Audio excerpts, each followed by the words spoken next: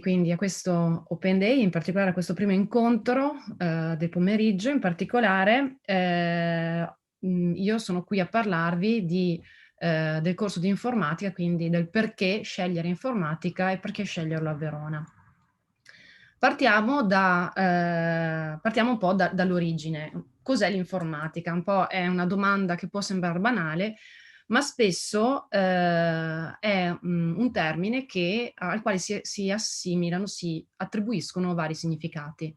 Spesso pensiamo che, quando sappiamo che una persona ci dice che studia informatica, pensiamo che questa persona impari a utilizzare il computer. È comune, diciamo, come significato quello di attribuire all'informatico semplicemente, quindi in modo un po' riduttivo, la capacità di saper usare i programmi. Quindi, sa usare bene il computer, sa usare i programmi che sono nel computer, magari mi è d'aiuto anche per insegnare ad altri o per aiutare gli altri a usare meglio il proprio, computer. Chiaramente, come ho detto un po' subito, questo è riduttivo, nel senso che fermerebbe, diciamo il significato dell'informatica a un livello molto superficiale, cioè quello che è ciò che tutti conosciamo dei computer, cioè il programma che noi andiamo a utilizzare.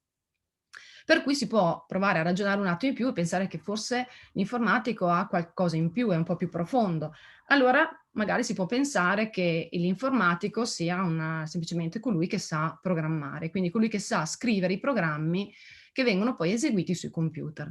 Questo è già più verosimile, ma ancora è molto limitativo, perché di fatto per scrivere questi computer, anche questo è un po' un livello superficiale. Per arrivare veramente a, padroneggiare i linguaggi di programmazione, quindi a scrivere programmi di grandi dimensioni o che gestiscono aspetti molto complessi, è necessario costruire delle basi forti, delle basi, più profonde del semplice imparare un linguaggio di programmazione e che quindi portano l'informatica ad essere una disciplina, che va oltre queste 2, attività.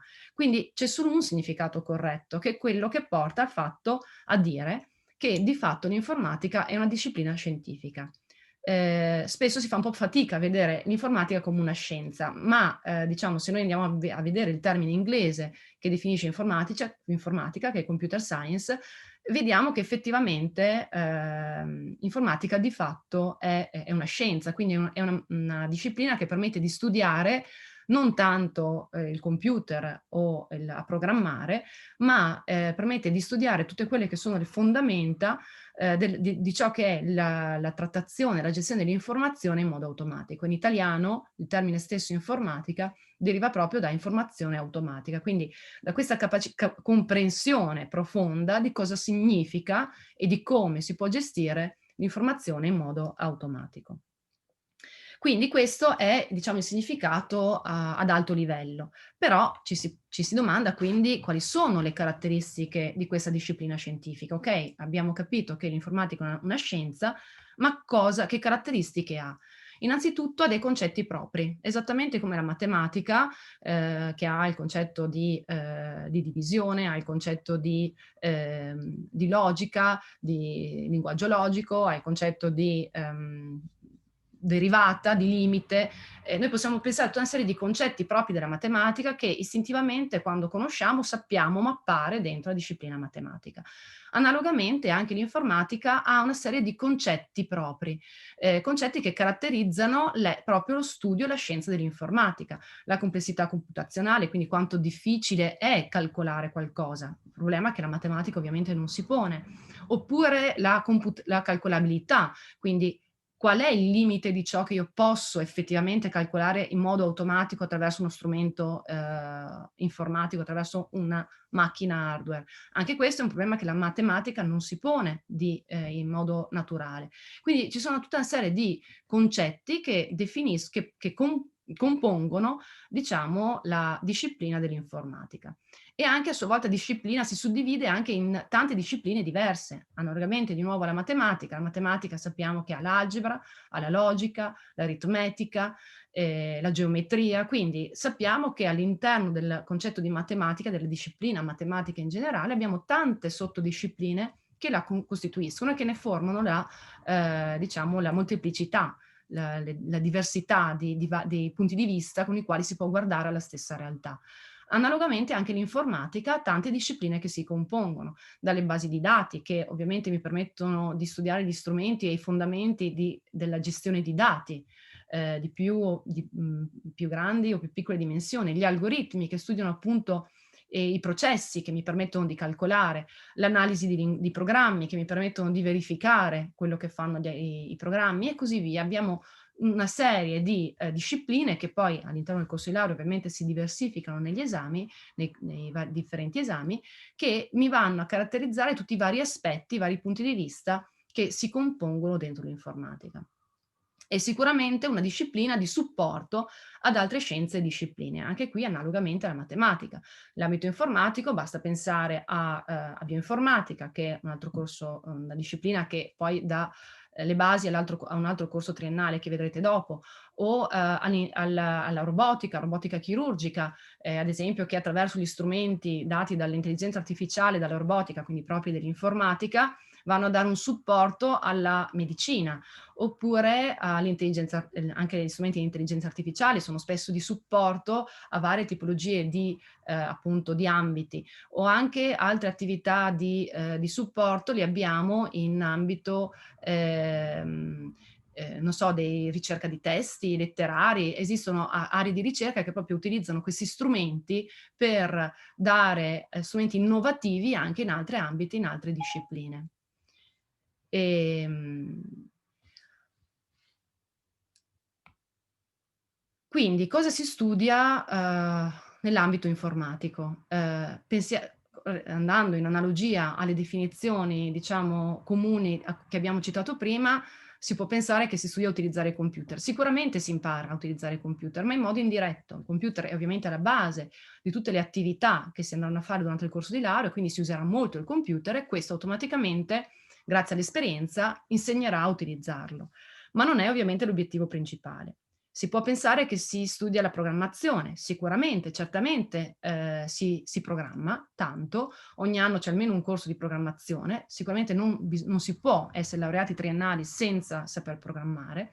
A questi corsi si aggiungono anche tutta la programmazione che troviamo nei laboratori di altri corsi e che quindi sfruttano la programmazione come supporto per diciamo, fare esperienza sui concetti che gli altri corsi vanno a spiegare e quindi a voler in qualche modo concretizzare. Ma di fatto, poiché è una disciplina scientifica, al centro di tutto stanno dei principi scientifici. Si studiano fondamentalmente ogni corso che anche insegna cose molto concrete, avrà come obiettivo formativo centrale sempre quello di insegnare dare delle basi, fornire degli strumenti che permettono poi al laureato di saper affrontare anche in modi anche strumenti nuovi. Se noi pensiamo ai computer e l'hardware è in continua evoluzione. Quello che è modernissimo oggi è obsoleto tra 2 anni. Per cui già nel tempo del vostro corso di laurea gli strumenti cambiano, per cui è ovvio che non si può insegnare a livello universitario l'utilizzo di uno strumento hardware.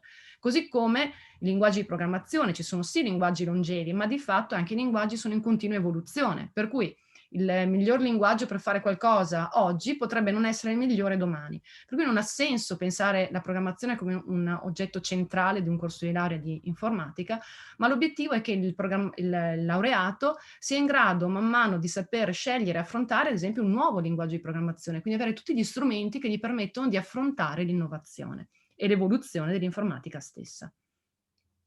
Perché quindi studiare l'informatica? L'informatica sicuramente è una disciplina che proietta il futuro, che permette innanzitutto di guardare al presente, ma in particolare di guardare al presente proprio appunto, come ho detto all'inizio, per proiettarsi al futuro, per approfondire tutti quegli strumenti tecnologici che sono moderni oggi e che sono in continua evoluzione. E quindi ci permette di avere quegli strumenti che ci permette di capirli, di affrontarli, di magari migliorarli in futuro per migliorare proprio il supporto, il servizio che danno questi aspetti, questi strumenti e questi aspetti tecnologici. Quindi l'informatica, come tutte le discipline, si studia una disciplina principalmente perché affascina, perché interessa, perché piace, ma in particolare sicuramente è utile e diciamo aiuta sia l'informatica perché ha passione nel capire gli strumenti tecnologici. Altro aspetto importante è sicuramente tra gli strumenti che noi possiamo avere che possiamo scegliere, diciamo, per studiare informatica, è la possibilità che ci dà l'informatica di dare forma alle proprie idee. Chiaramente una forma virtuale, una forma che è quella propria dell'informatica, ma che ormai è più attuale che mai. Posso avere l'idea di una nuova applicazione che mi possa fornire un servizio che finora non ho trovato nel modo in cui serviva a me o può servire a chi mi circonda, e lo posso realizzare. Posso avere l'idea di un nuovo videogioco e lo posso realizzare. Quindi sono strumenti che permettono in un certo modo di dar forma a quelle che possono essere le nostre idee, ed è quella forma che oggi conosciamo bene. Ci permette sicuramente di capire l'innovazione, di capire il processo innovativo, di capire come come evolve tutto ciò che ormai è diventato così importante e integrato con la vita di tutti i giorni, a partire dagli strumenti del cellulare o del computer che abbiamo sempre a disposizione. Quindi è una disciplina che ci proietta il futuro. È una disciplina che ci permette di trovare un buon lavoro. E questo è solo un esempio, ma sempre più si parla di industria 4.0, quindi di questa quarta rivoluzione industriale che proietta tutto l'intero processo industriale nel mondo moderno, tecnologico, basato su strumenti informatici.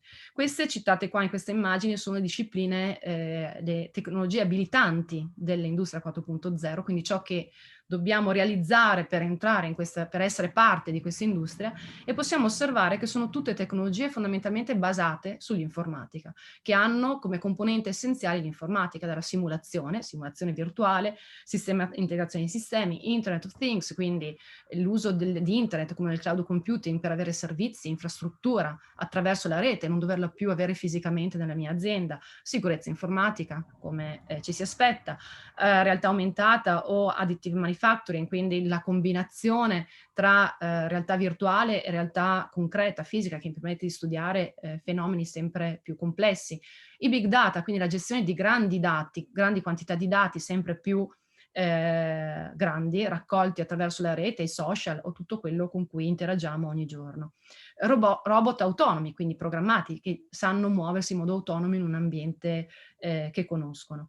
E quindi chiaramente vedete che già solo in questa innovativa rivoluzione industriale un informatico può trovare molteplici spazi di lavoro, di applicazione. Ogni azienda ormai, anche se non lavora nell'informatica, agisce, utilizza fortemente strumenti informatici e ha bisogno di persone esperte in informatica.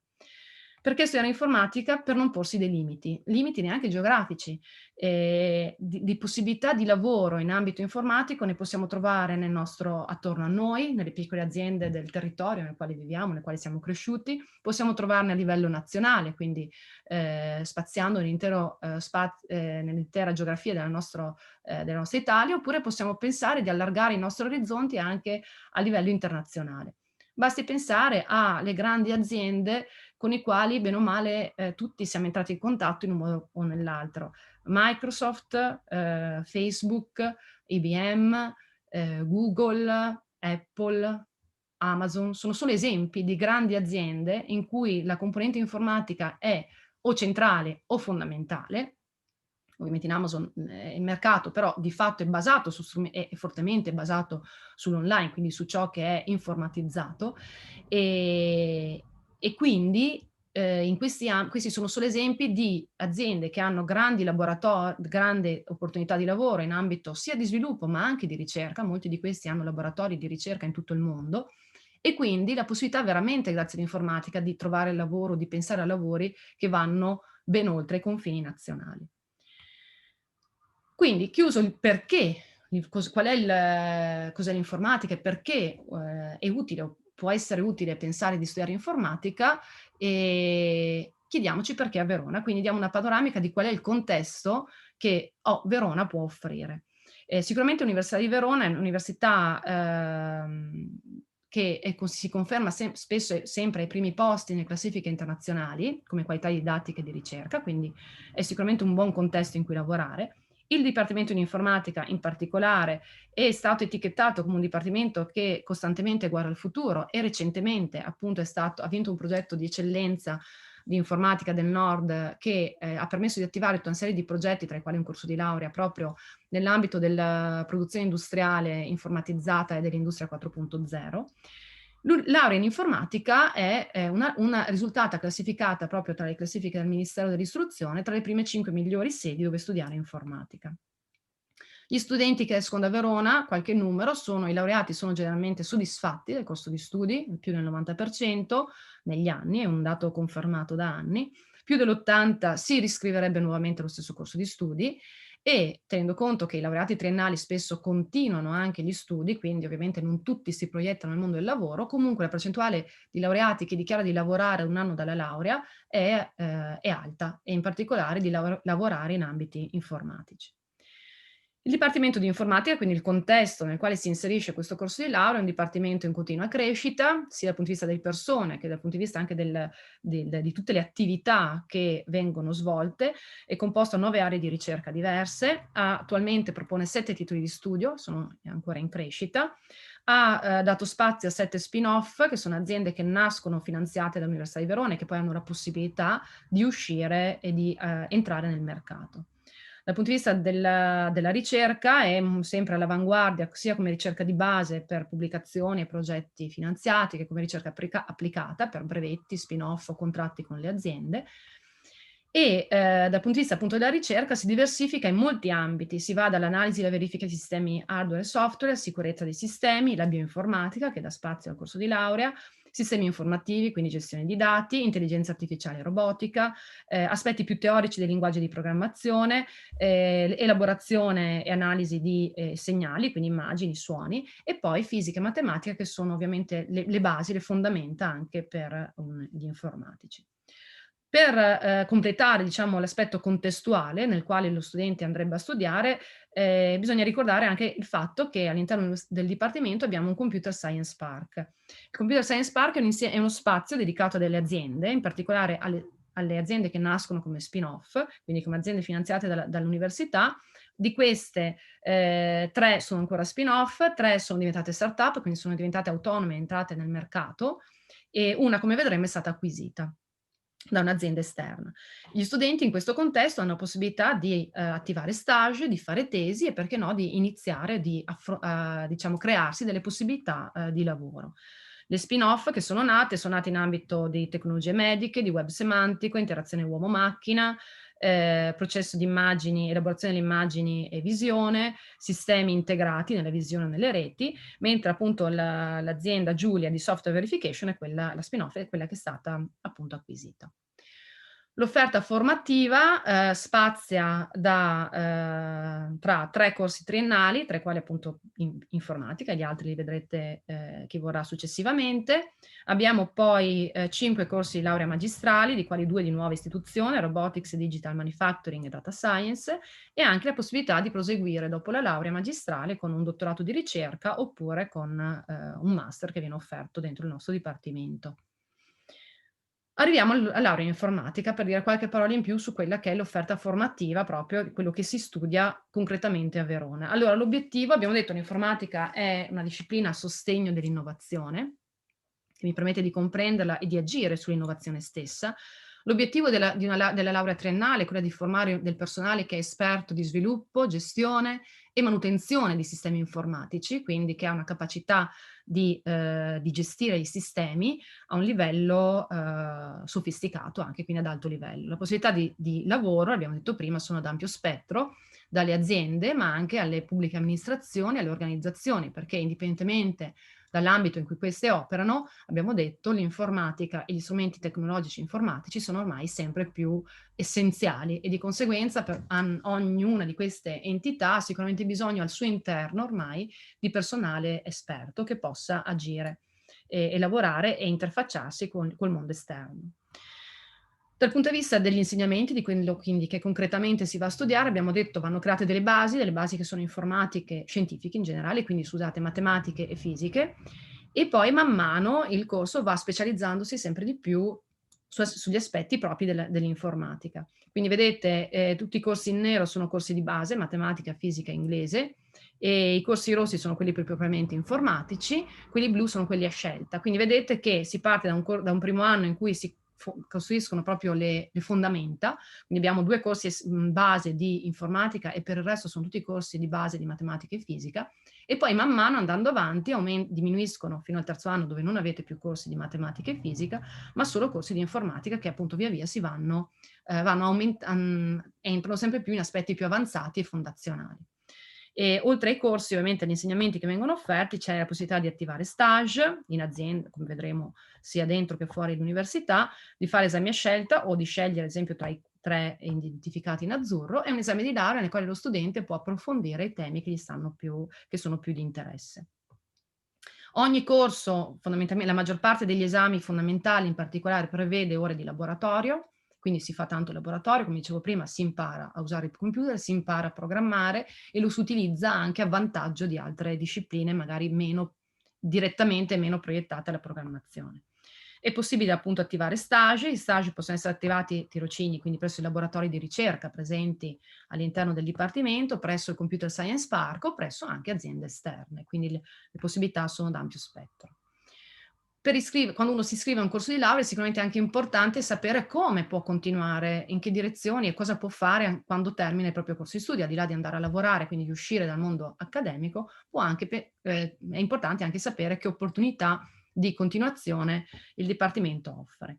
In particolare a Verona ci sono 3 corsi di laurea magistrali direttamente collegati all'informatica, e abbiamo una laurea magistrale in ingegneria e scienze informatiche che è pensata come la naturale, diciamo, prosecuzione, e che permette di costruire dei percorsi, dei profili in varie direzioni, dalla sicurezza informatica all'intelligenza artificiale, alla progettazione avanzata di software, sistemi informativi, informatica teorica. Quindi esistono varie possibilità di combinazione di esami che mi permettono appunto di creare un profilo poi personalizzato in varie direzioni. Questa laurea magistrale ha anche la possibilità dà anche l'opzione di essere, diciamo, classificata come laurea magistrale in ingegneria e quindi di poter fare l'esame di Stato ed accedere all'albo degli ingegneri informatici. Poi abbiamo le 2 lauree di nuova istituzione, la laurea magistrale in Robotics e Digital Manufacturing, che appunto nasce all'interno del progetto di eccellenza, quindi proiettata maggiormente sulla gestione, l'analisi, la progettazione di sistemi di produzione industriale, robotica e sistemi embedded. E poi una laurea magistrale interdisciplinare in Data Science, che ha l'obiettivo formativo di capire i fenomeni analizzando dati di grandi dimensioni. E per poter affrontare questo tipo di comprensione, le sole conoscenze informatiche non sono sufficienti, sono necessarie anche conoscenze economiche e gestionali. In questo senso è una laurea interdisciplinare che permette di unire appunto queste 2 discipline in un unico corso di laurea avanzato che dà questi strumenti fondamentali per analizzare dati di grandi dimensioni. Come si può continuare dopo la laurea, quindi finita la magistrale? Le possibilità, accenniamo, sono di vario tipo. Abbiamo innanzitutto il dottorato di ricerca in informatica in particolare, che ha come obiettivo quello di formare scienziati, quindi di formare delle persone che sono in grado che hanno una profonda conoscenza in informatica, che hanno la capacità di acquisire e di utilizzare metodologie avanzate anche in ambiti ovviamente di ricerca e quindi di studio.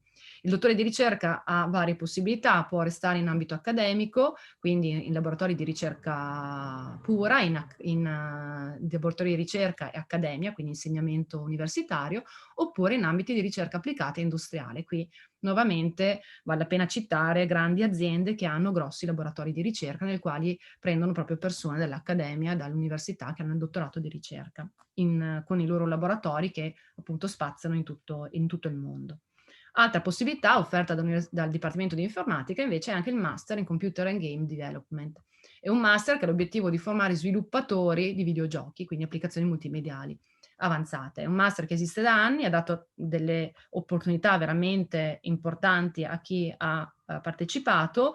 È un master che permette di integrare anche qui varie discipline, dagli aspetti informatici, aspetti di marketing, aspetti magari più umanistici che permettono di cogliere, diciamo, l'essenza di ciò che può essere di interesse oppure no dal punto di vista proprio dei videogiochi. Quindi per concludere un assaggio, un po' un cenno a quello che può essere una definizione di computer science, di informatica, non solo dal punto di vista più formale di cos'è e cosa si fa, ma anche da come è percepita da chi la vive come lavoro tutti i giorni. Computer programming is pretty simple. It's a set of instructions like a recipe. You have to follow them step by step to get the end result you want. what computer science is that it's a way to impact the world. It can be music videos, it can be games. Detect whether or not someone's related to someone else. You can, find people's friends. You can do all sorts of other crazy things, like actually save lives. When I finally learned a little bit of programming, that blank wall resolved into a bunch of doors, and you open them, and of course the thing you find behind them is another hallway filled with a bunch of doors. Finally, you start to open enough doors that the light comes in. And to me, a finished program is like a structure filled with light. All the corners are illuminated. Quindi per concludere, diciamo che vedete qui varie persone che lavorano anche in contesti ben noti e di grandi aziende dicono un po' qual è il loro punto di vista sull'informatica. Tra queste quella che più, ritengo, che cattura esattamente l'essenza dell'informatica è proprio l'ultima. Nel senso che l'informatica di fatto è una disciplina che insegna, che permette di imparare, fornisce la capacità di risolvere problemi, di risolverli in modo pragmatico e procedurale, quindi di fornire quella capacità, di insegnare quella capacità di partire da un problema da risolvere, potenzialmente anche molto complesso, la capacità di suddividerlo via via in sottoproblemi sempre più semplici, sempre più piccoli, le famose porte che citava appunto la programmatrice, arrivare ai problemi più semplici che io a quel punto so risolvere, per i quali so dare una soluzione, e poi combinare via via queste soluzioni e ottenere alla fine, magari anche in modo automatico, la soluzione al mio problema più grande. Quindi è proprio una disciplina che insegna ad affrontare le problematiche, le idee, le questioni che possiamo trovarci a dover affrontare in modo procedurale, in modo sistematico, scomponendo un problema in sottoproblemi e risolvendoli un po' alla volta. E questo è sicuramente una capacità importante poi in vari ambiti della propria formazione. Con questo, con questo io ho finito la mia presentazione. Ovviamente se avete domande, adesso immagino ci siano delle domande anche appunto possibili. Sì, professoressa, scusi se la disturbo. C'è una domanda in chat, se vuole gliela leggo. Dimmi. Sì, in quale linguaggio di programmazione impareremo a programmare? Allora, i linguaggi di programmazione che tipicamente sono insegnati ai primi anni sono C, sono Java, nei corsi proprio principali. Poi negli altri corsi, man mano, dipende da quello che in quel momento può essere magari il miglior linguaggio che si può pensare per la particolare applicazione. Ad esempio, i linguaggi di programmazione, che è un corso dove si impara a capire come si interpreta un linguaggio, si utilizza ancora Java, quindi si va a raffinare magari un linguaggio che si è già imparato, però diciamo che, come dicevo all'inizio, tipicamente C e Java sono scelti perché sono comunque linguaggi ampiamente utilizzati, ma non è lì l'importante è sfruttare l'insegnamento di un linguaggio per imparare qualcosa che va oltre, cioè imparare a saper utilizzare in generale un linguaggio di programmazione.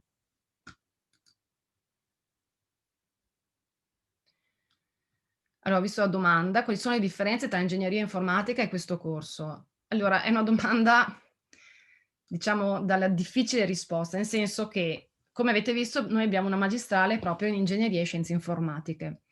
Quindi questa magistrale è servita, diciamo, proprio a dimostrare che il confine tra ingegneria informatica, quindi non tra l'ingegneria in generale, ma ingegneria informatica e informatica è un confine diciamo quasi inesistente, tra virgolette, nel senso che se noi guardiamo alla disciplina così pura, di fatto ingegneria informatica e l'informatica vanno nella stessa direzione.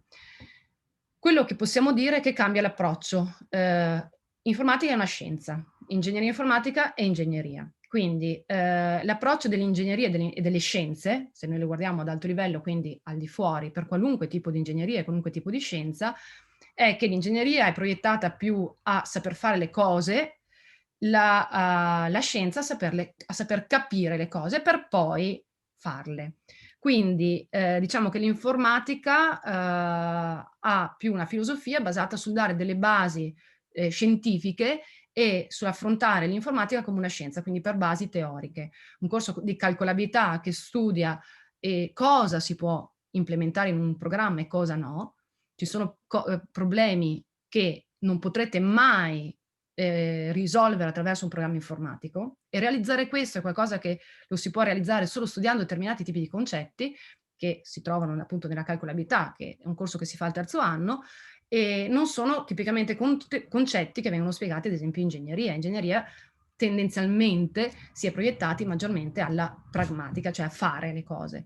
Però, ripeto, questa è un po' una visione filosofica della distinzione. In realtà poi bisognerebbe andare a vedere i corsi, e non è escluso che un corso di ingegneria informatica in un'altra università non abbia una mappatura quasi, diciamo, sovrapposta al nostro corso di informatica. Quindi la differenza veramente non è sostanziale, è più di approccio, quindi è più filosofica, come dire. Non so se ho risposto. Allora, la laurea in informatica, dottore in informatica, l'ingegnere si ha alla magistrale. Nei corsi di ingegneria non ho idea esattamente come funzioni, ma non credo che si acceda all'albo degli ingegneri comunque. Allora, in generale si è dottori sempre, non facciamo questa distinzione. In generale anche un laureato in ingegneria è un dottore, perché la laurea dà il titolo di dottore in ingegneria, in informatica, in matematica. L'essere ingegnere, il titolo ingegnere si avrebbe esclusivamente quando si fa un esame di Stato e si accede all'albo. Io sinceramente non saprei dirvi, non so se con la laurea triennale si può accedere a un albo degli ingegneri. Sicuramente si può accedere con la laurea in ingegneria magistrale, e questo lo permette anche la laurea magistrale di Verona, che è in ingegneria e scienze informatiche. Però comunque anche un laureato in ingegneria di fatto è un dottore. Ecco. Si è ingegneri solo quando ci si iscrive all'albo e quindi si fa un esame di Stato. Sì, non so, perché la domanda forse non era ufficiale, scusate. Qualcuno ha domandato se scegliessi la carriera quale sarebbe il titolo, se ingegnere o laureato. In realtà il titolo è dottore e vale per tutti i laureati universitari, e si è ingegnere solo quando ci si iscrive ad un albo facendo l'esame di Stato di ingegneria.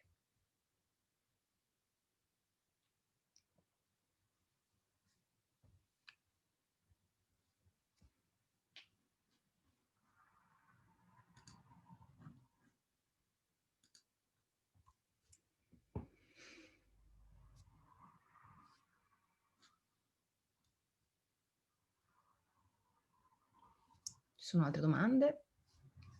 Altri dubbi?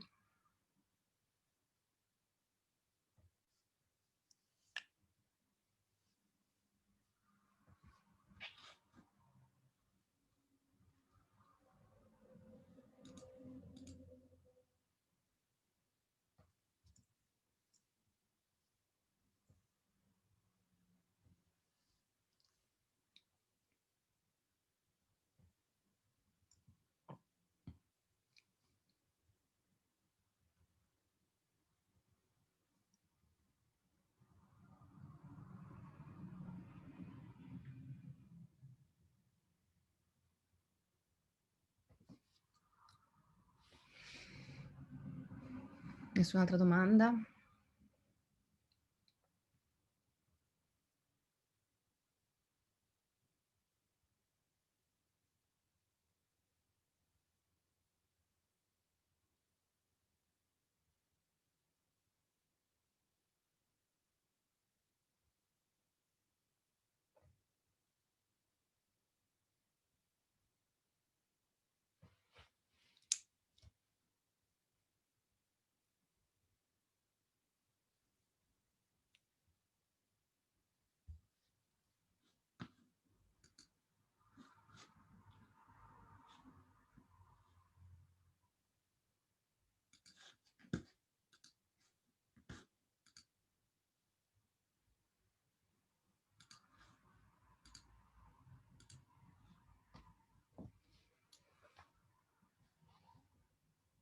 Ancora abbiamo 10 minuti, quindi se qualcuno ha qualche domanda, insomma, gli viene in mente qualche domanda, qualche dubbio, sono sempre qua a disposizione.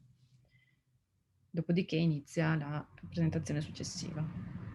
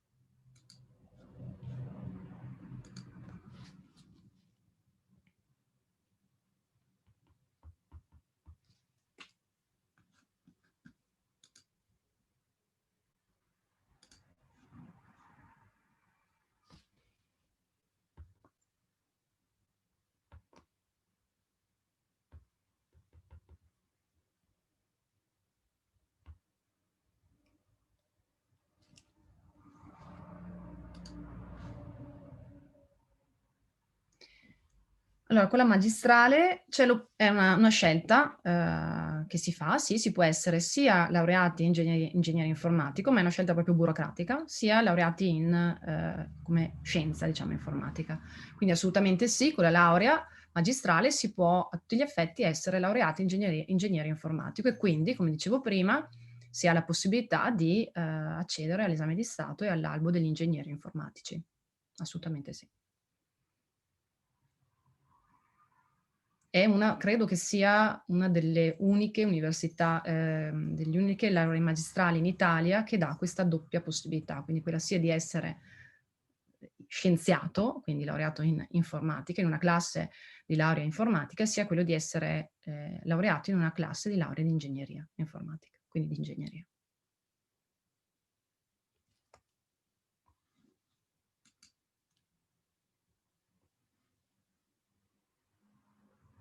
Scusate, di nuovo mi confondo sempre con la metodologia. La domanda era se la laurea magistrale permette a tutti gli effetti di essere ingegnere informatico.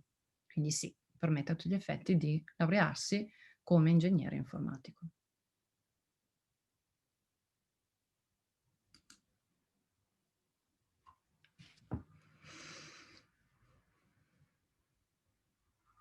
Però la laurea è magistrale.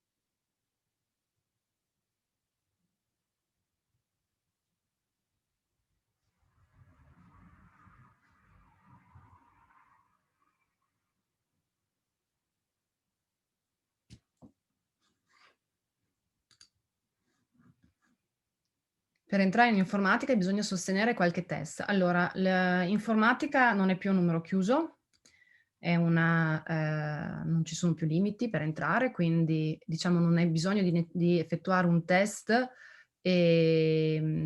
per poter accedere, quindi l'accesso è permesso. C'è solo un vincolo su dei saperi minimi, quindi ci sono dei test da effettuare e diciamo che la formalizzazione è ancora si sta ancora formalizzando per bene, perché fino a un paio di anni fa avevamo il test ad accesso programmato e questi test, diciamo, questi saperi minimi possono essere verificati, tipicamente saranno verificati con un test interno, con un esame interno, che daranno un ok oppure un debito, che deve essere in qualche modo colmato. Possono essere verificati attraverso i primi esami di matematica, verrà tutto poi formalizzato nelle regole, insomma nella descrizione di quello che serve per entrare, oppure attraverso, se fate il test di ammissioni per altre università, che si chiamano TOLC, allora c'è una forma anche di riconoscimento, se superate con un minimo di punteggi anche quegli esami. Quindi poi lì dipenderà nel dettaglio, nel momento in cui si scrive, vede esattamente quali sono i vincoli che deve rispettare, ma sono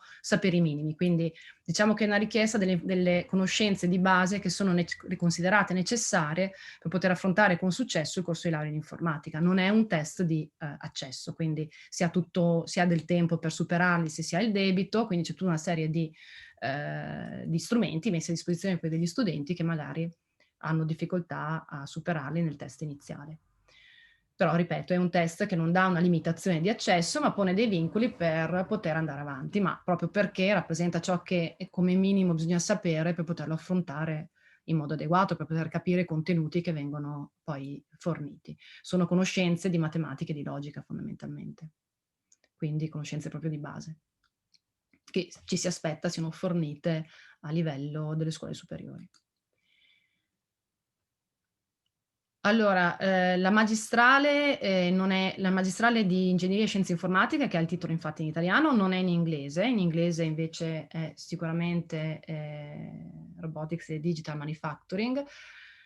Quello è soggettivo. Affrontare la magistrale in inglese dipende dal livello del vostro inglese. Chiaramente i docenti sono italiani, quindi anche l'inglese è sicuramente diverso di quello di un inglese madrelingua, quindi sicuramente più abbordabile in generale.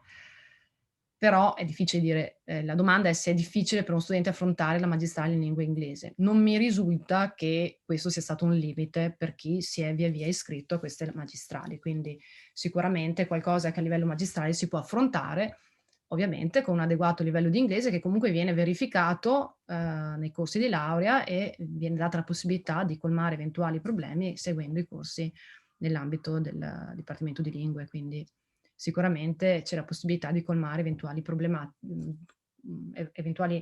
diciamo, debiti o problemi con la lingua.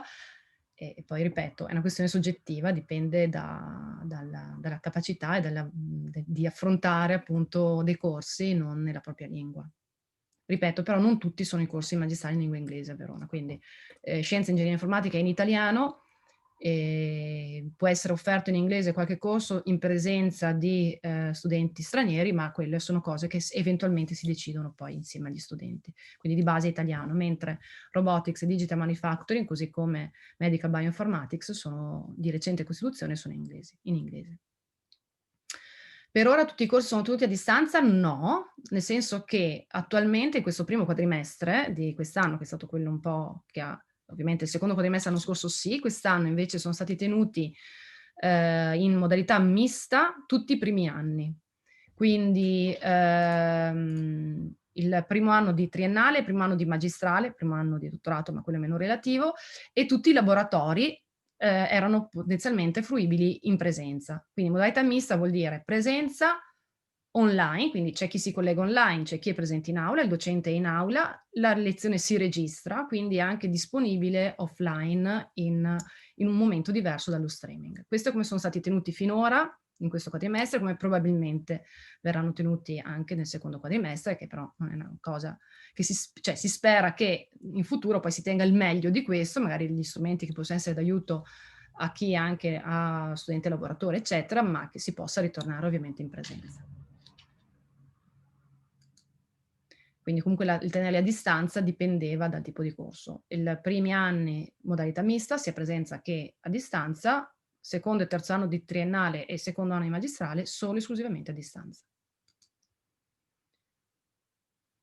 Oddio, se sono straniero che tipo di documenti devo inserire? Questa è una domanda più tecnica che penso debba rivolgere più alle segreterie, insomma. In che senso, che tipo di documenti? Cioè, immagino per l'iscrizione, però sono cose che deve guardare poi tecnicamente con la segreteria. Mi dispiace, su questo non so darle risposta, onestamente.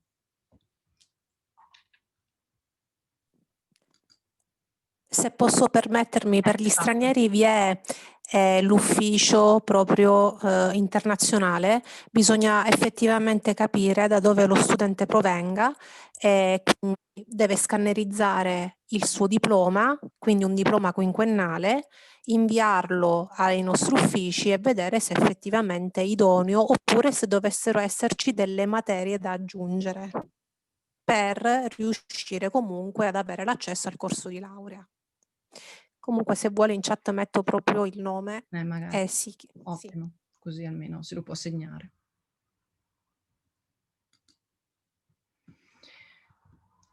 Ok, se non ci sono altre domande, abbiamo raggiunto le 3:15, quindi io passerei la parola a Vincenzo Bonnici, che appunto presenterà il corso di laurea triennale in bioinformatica.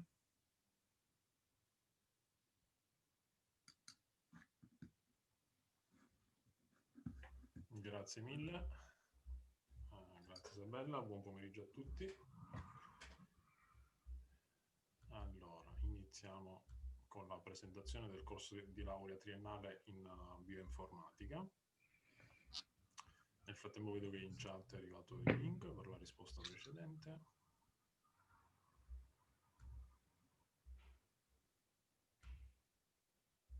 Bene, e ora dovreste pure vedere le mie slide.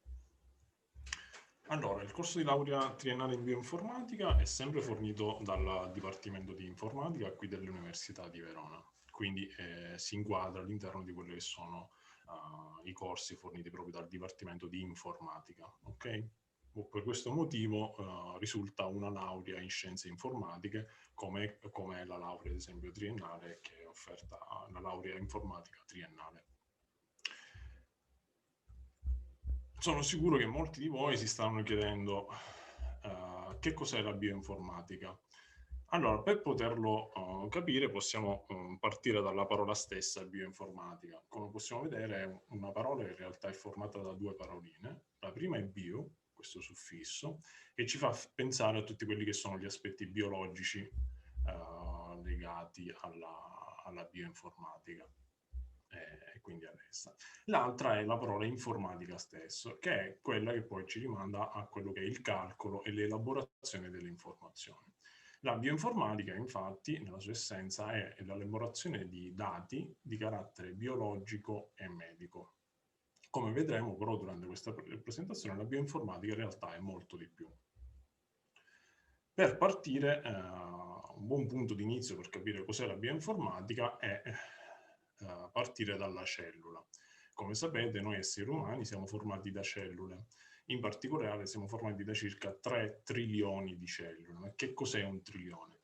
Beh, possiamo far conto che ad esempio 1 alla sesta, che è più o meno 1 milione, quindi un 1 seguito da 6 zeri, è più o meno 3 volte la popolazione di Verona. 1 miliardo, che è quindi 1 alla nona, è un 1 seguito da 9 zeri, è più o meno la popolazione della Cina. 100 miliardi, che sono il numero di stelle stimate nella nostra galassia, nella Galattea, è 1 alla 11, quindi 11 zeri. Ed infine 1 trilione, che è il numero di stelle stimate nell'intero universo, è 1 alla 23, quindi 1 seguito da 23 zeri. Questo è quello che è la complessità del nostro organismo. Possiamo pensare che gli altri esseri viventi sono più o meno complessi e quindi analizzare e studiarli non è, diciamo, abbastanza semplice. Possiamo pensare alla cellula come un sistema complesso. È un vero e proprio computer, un piccolo computer, che riceve gli stimoli dall'esterno, elabora questi stimoli e trasmette segnali all'esterno, verso l'esterno. Come fanno i nostri computer? Ricevono gli stimoli che possono essere piuttosto la tastiera, la digitazione della tastiera o il click del mouse o il touch del dito sul touchpad, elaborano l'informazione e ci danno a noi un output. Si apre il programma, si avvia il video, facciamo la nostra videochiamata su Zoom. Bene, la cellula possiamo pensarla più o meno come un sistema del genere. Per fare questo, la cellula ha al suo interno una sorta di sistema operativo biologico. Per intenderci, il sistema operativo è il Windows, l'Android o l'OS X che avete nei vostri dispositivi. Tale sistema operativo è memorizzato solitamente in una molecola che viene chiamata DNA. Per alcuni tipi di organismi tale molecola non è il DNA ma è l'RNA, ma principalmente, diciamo, il DNA. E questa molecola contiene tutte le istruzioni necessarie alla cellula per il suo funzionamento. Quindi possiamo dire che nel DNA troviamo scritto quello che è il codice sorgente della vita. Ogni organismo vivente ogni individuo in realtà ha il suo DNA che lo distingue dall'altro individuo, ma anche grosse differenze ci sono ad esempio tra il DNA di individui appartenenti a specie diverse. Ma quanto è lungo il DNA? Beh, se parliamo del DNA umano, esso è lungo circa 3 miliardi. Nel caso dei virus, ad esempio, noi possiamo immaginare il DNA, ma in generale per tutti gli organismi viventi, possiamo immaginare il DNA come un testo scritto in un alfabeto che non è il nostro alfabeto di 21 lettere o 26 nel caso dell'inglese, ma è un alfabeto di solo 4 simboli, sono A, C, G e T, e tale testo è scritto senza alcuna punteggiatura. Quindi quello che facciamo lo vediamo, ma non riusciamo ad interpretarlo solo in parte, proprio perché non riusciamo magari a distinguere quali sono le parole, quali sono i paragrafi, qual è la struttura di questo testo. Bene, nel caso dei virus questo testo è lungo circa qualche migliaio di caratteri e via via va ingrandendosi con la complessità dell'organismo, per arrivare fino a testi di circa 70 miliardi di caratteri nel caso ad esempio di alcune specie vegetali.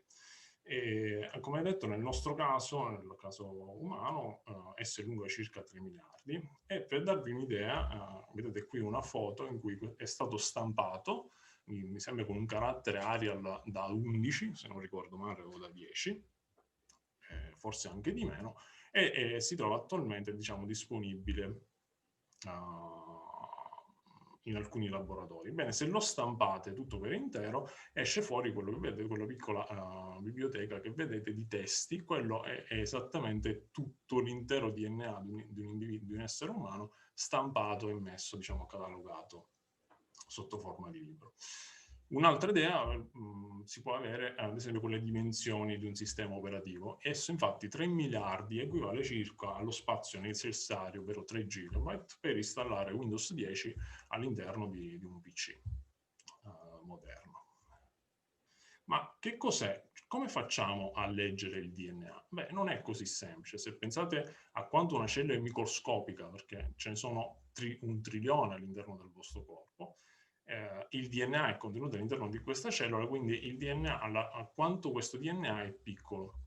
Per poterlo leggere ci sono delle tecniche particolari che sono state sviluppate negli anni, e la tecnica, diciamo, il verbo che si usa quando si dice leggere il DNA, utilizziamo questo termine che è chiamato il sequenziamento del DNA. Beh, sequenziare il DNA vuol dire proprio leggere la sequenza di caratteri che è scritta all'interno della molecola di DNA o di RNA nel caso particolare. C'è stata una grande svolta all'inizio degli anni 2000, 2000-2003, quindi poco dopo che alcuni di voi nascessero, in cui è stato completato per la prima volta il sequenziamento del genoma umano. Questo ha avuto delle grandi ricadute sia dal punto biologico e medico, ma in realtà ha avuto delle grandi ricadute su tutto quello che erano le altre scienze, ed in particolare anche l'informatica. Anche perché l'informatica ha avuto un ruolo principale nello sviluppo di queste tecnologie, ma soprattutto ha un ruolo principale in quello che è l'analisi dei dati che poi vengono prodotti da queste tecnologie.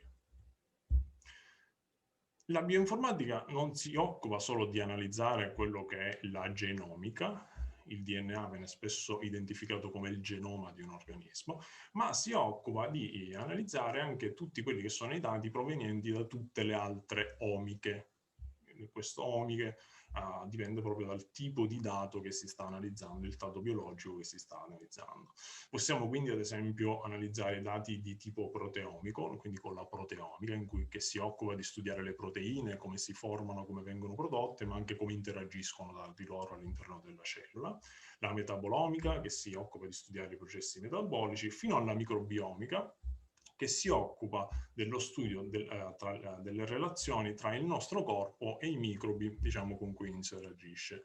Come voi sapete, i microbi sono ovunque, sono anche sul nostro corpo e all'interno del nostro corpo. E c'è una scienza che studia questo.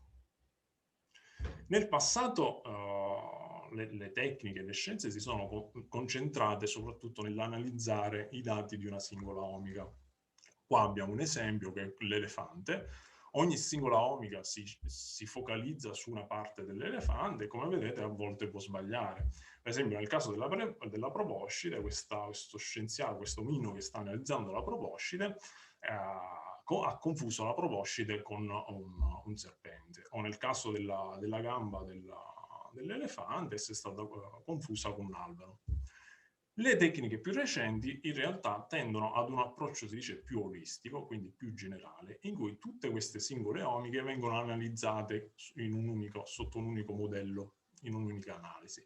Questa scienza si chiama scienza delle multiomiche ed ha il vantaggio di avere una visione molto più ad ampia prospettiva del problema, e quindi si spera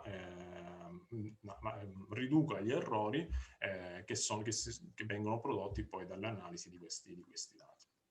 Per farlo si va da ogni singola omica, che ha un apporto in gigabyte, possiamo dire così, dei dati che vengono analizzati, alla loro unione. Motivo per cui si arriva anche sui 500, 1 terabyte di dati da analizzare per ogni singolo esperimento.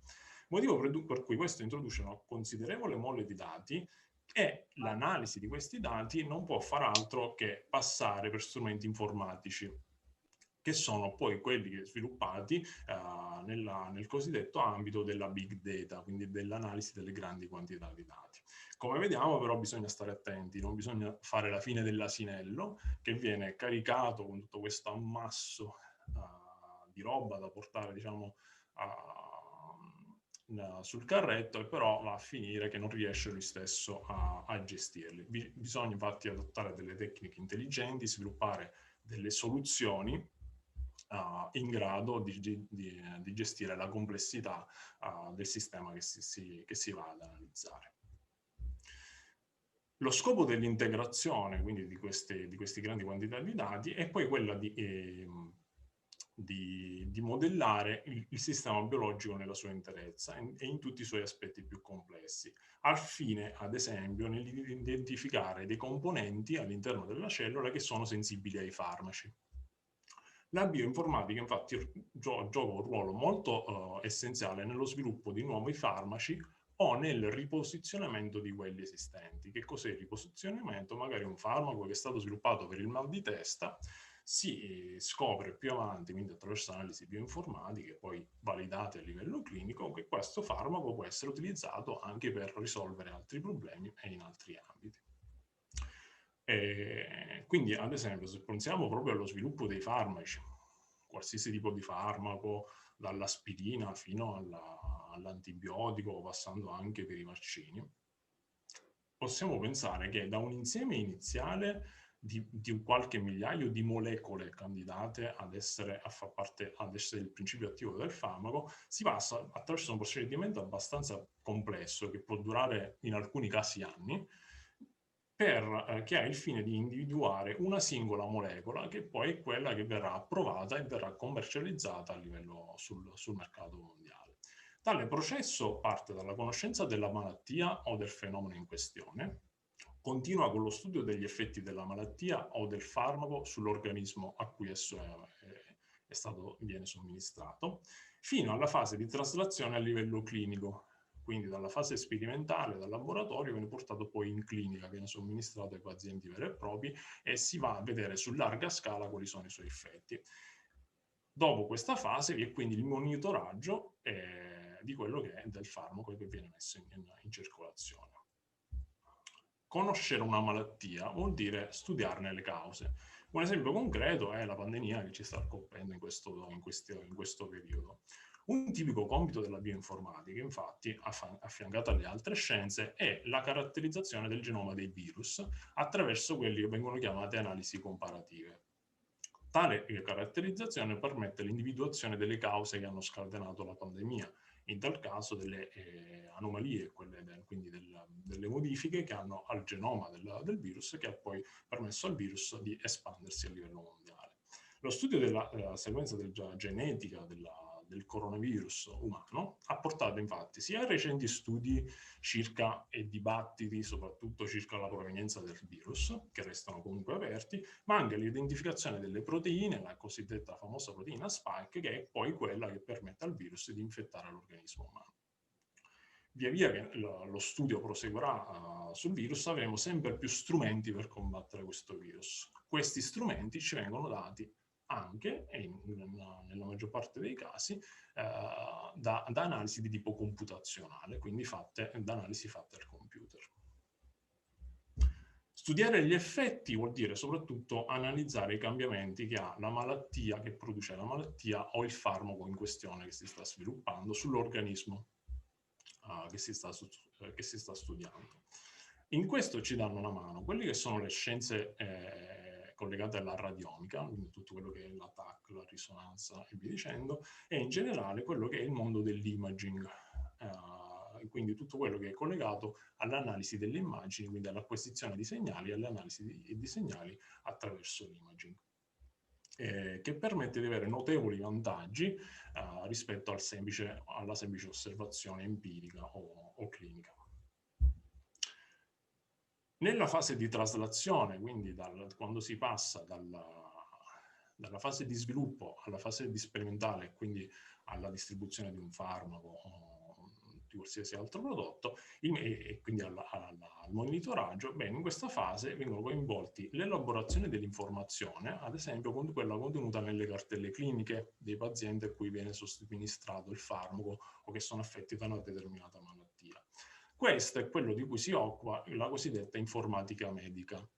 Lo scopo dell'informatica medica è quello di gestione dei processi di cura, di informatizzazione degli ospedali, che è un tema che è abbastanza caldo e che via via, diciamo, sarà sempre più centrale per quanto riguarda il nostro sistema ospedaliero, e di correlazione tra quelli che sono i dati clinici, quindi quello che avviene all'interno dell'ospedale, con quelli che sono i dati omici e di imaging. Basta pensare che, ad esempio, alcune delle analisi che si possono fare proprio a livello biotecnologico e che poi coinvolgono l'analisi di questi dati al computer, stanno via via diventando sempre più collegate al sistema sanitario nazionale. Alcune di queste sono già, diciamo, vengono già passate dagli ospedali e quindi il paziente può usufruirne proprio per risolvere nel concreto, diciamo, le sue patologie. La bioinformatica, quindi, come potete vedere, è un concetto abbastanza complesso.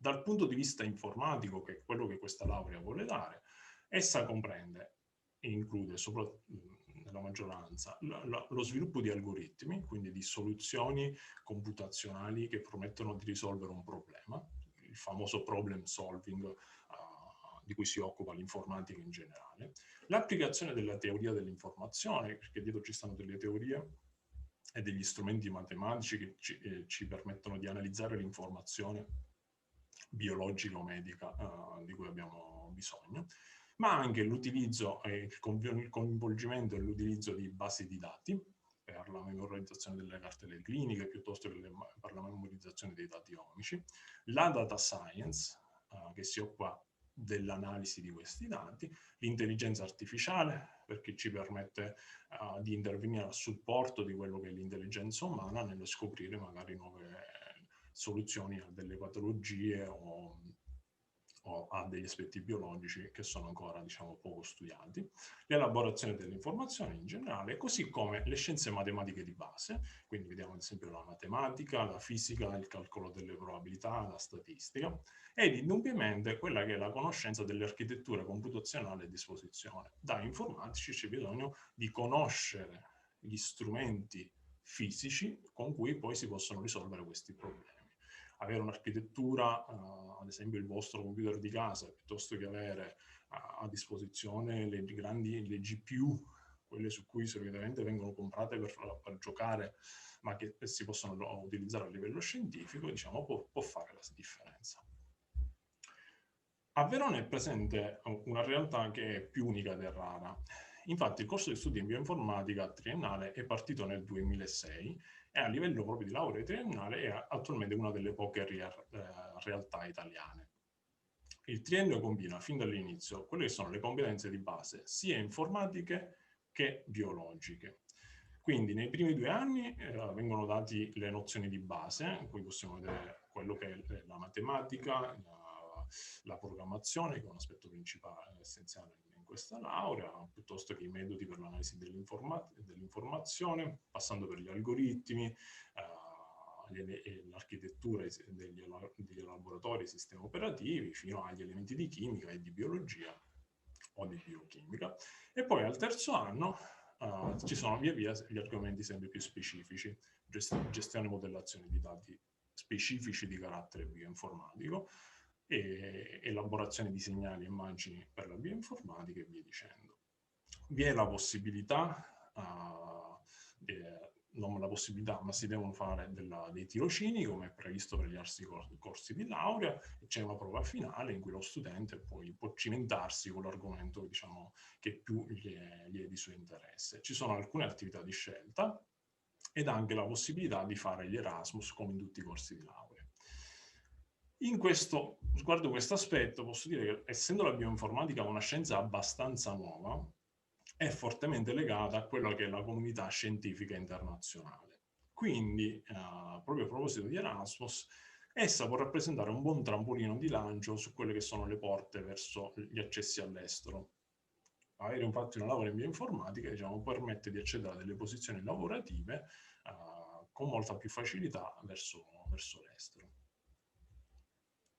Oltre ai corsi obbligatori, come ho detto, ci sono dei corsi a scelta, che lo studente, degli insegnamenti a scelta, che lo studente può scegliere nelle 2 aree principali, che sono l'area informatica e l'area biologica. Abbiamo quindi basi di dati, reti e sistemi, ingegneria dei software, modellazione dei sistemi biologici, fino alla chimica, agli elementi di fisiologia, un laboratorio di biologia molecolare.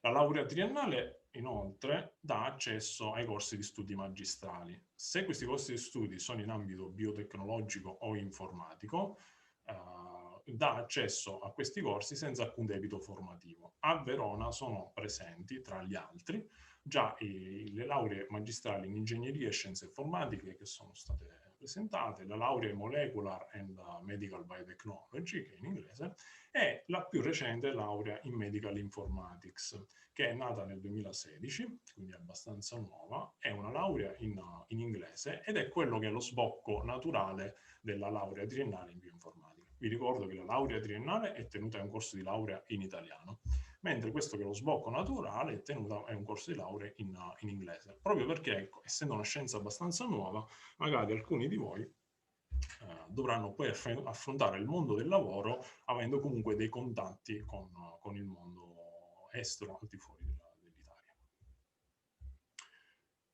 Perché studiare bioinformatica? Beh, sicuramente la bioinformatica è una scienza dalla multidisciplinarità elevata. Essa ci dà delle competenze di base che non sono solo quelle informatiche, ma sono anche di carattere matematico, chimico e biologico. E inoltre la bioinformatica fornisce degli grandi stimoli, essendo una materia di alta attualità, come l'informatica per esempio, ma nel caso ad esempio della pandemia recente ci rendiamo conto che alcune sfide per poterle affrontare hanno bisogno non solo, diciamo, delle conoscenze classiche, come potrebbe essere l'informatica e la biologia da sola, ma hanno bisogno che queste conoscenze classiche vengano integrate in un'unica conoscenza al fine di poter studiare al meglio, diciamo, questi fenomeni. Ora, mi sentirei dire che la bioinformatica magari alcuni anni fa poteva essere una scommessa per uno studente, perché era uno sguardo al futuro su quello che poteva succedere nel mondo della ricerca e nel mondo del lavoro. In realtà, nel presente, la bioinformatica non è più una scommessa, è una realtà reale, perché si occupa dà la possibilità di essere protagonisti nella prevenzione, nella diagnosi e nella cura delle malattie, ma anche ad esempio di andare a lavorare per industrie quali le industrie agroalimentari, industrie ambientali e non solo. Nel 2016 Forbes ha stilato una lista dei 10 lavori migliori al mondo, secondo alcuni parametri che erano ad esempio la paga, il salario, i livelli di stress in generale e i livelli di occupazione. Bene, il 2016 non è molto lontano, ora magari la pandemia ha sconvolto un po' i ritmi, anche se quello che sono i lavori collegati soprattutto all'informatica, quindi all'aspetto computazionale, ne hanno risentito, ma in positivo, diciamo, della pandemia.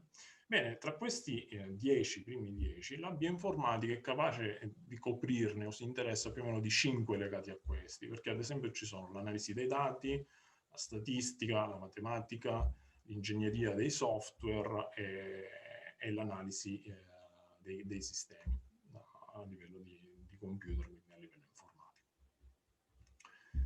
Quali sono le opportunità?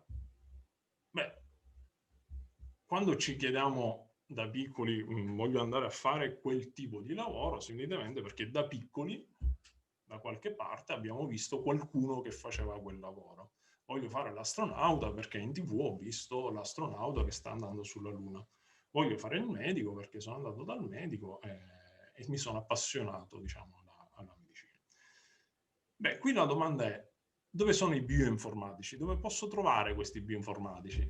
Beh, anzitutto un bioinformatico ce l'avete davanti, sono io, sono un ricercatore del Dipartimento di Informatica e mi occupo anche e soprattutto di bioinformatica.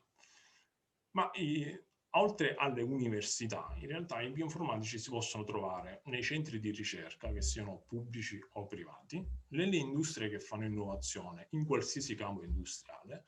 Come ho detto prima, potete non solo andare a lavorare nel campo biologico o clinico, diciamo medico o farmaceutico, ma ci sono anche bioinformatici che lavorano nelle industrie agroalimentari, quindi in quello che è la gestione dei processi agroalimentari o lo sviluppo di nuove tecnologie agroalimentari.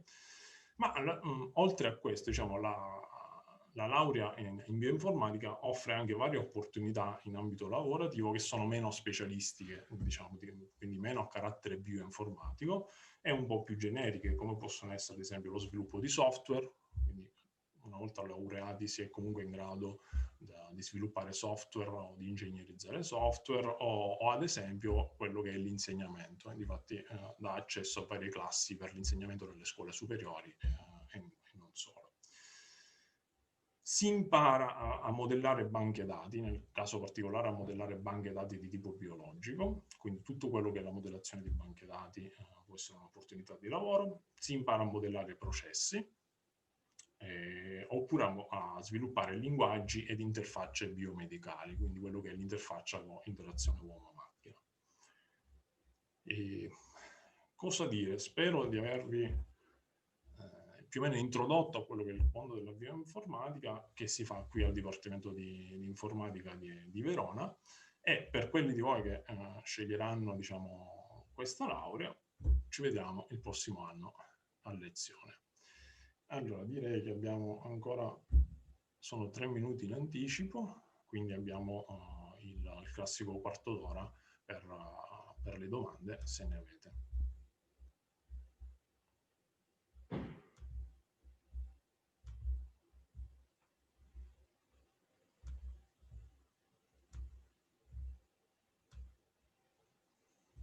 Ricordo pure che dallo scorso anno la laurea in bioinformatica non è più a numero chiuso, quindi è stata di nuovo a numero aperto. Non ci sono quindi dei test per l'accesso, però come è stato detto precedentemente per il corso di laurea in informatica bisogna accedere ai saperi minimi.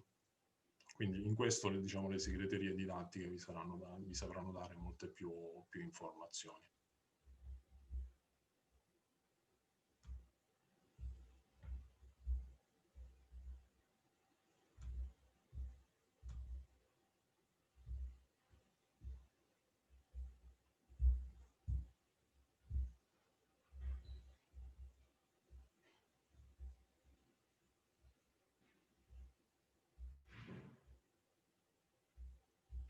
Allora, al momento il Dipartimento di Informatica dà 2 corsi di laurea in inglese. Uno è la laurea in Scienze Informatiche, che è la classica laurea, diciamo, in informatica, e l'altro invece è il corso di laurea in Biomedical Informatics. È un corso di laurea, diciamo, che è un corso di laurea magistrale che è proprio per chi vuole proseguire dopo gli studi della laurea triennale, diciamo, può prendere qui a Verona. Ci sono vari, in tutta Italia, ma anche all'estero, ci sono vari corsi magistrali della bioinformatica. Questo però, diciamo, è stato pensato apposta per gli studenti che escono dalla laurea triennale in informatica.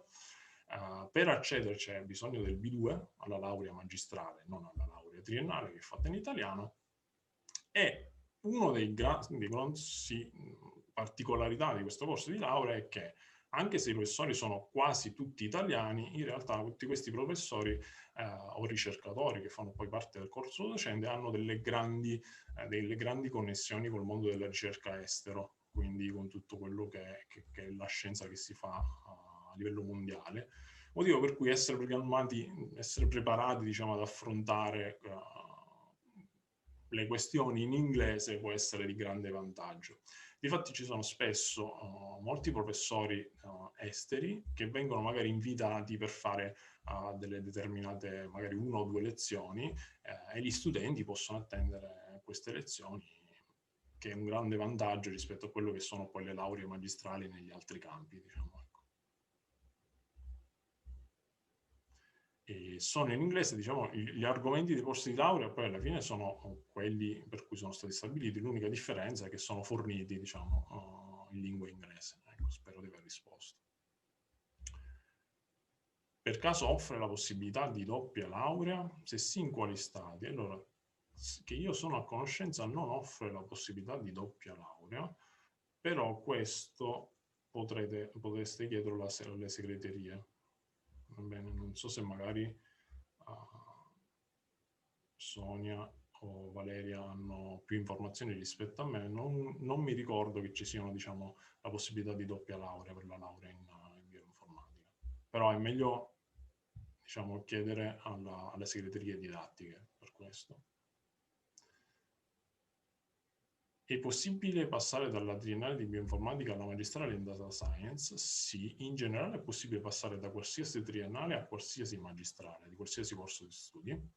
Se lo si fa, allora, siccome data science è nuova, non vi so rispondere, però se dalla laurea triennale in bioinformatica volete passare a quella in ingegneria informatica o alla medical bioinformatics, lo fate senza debiti, quindi entrate direttamente senza colmare alcun debito.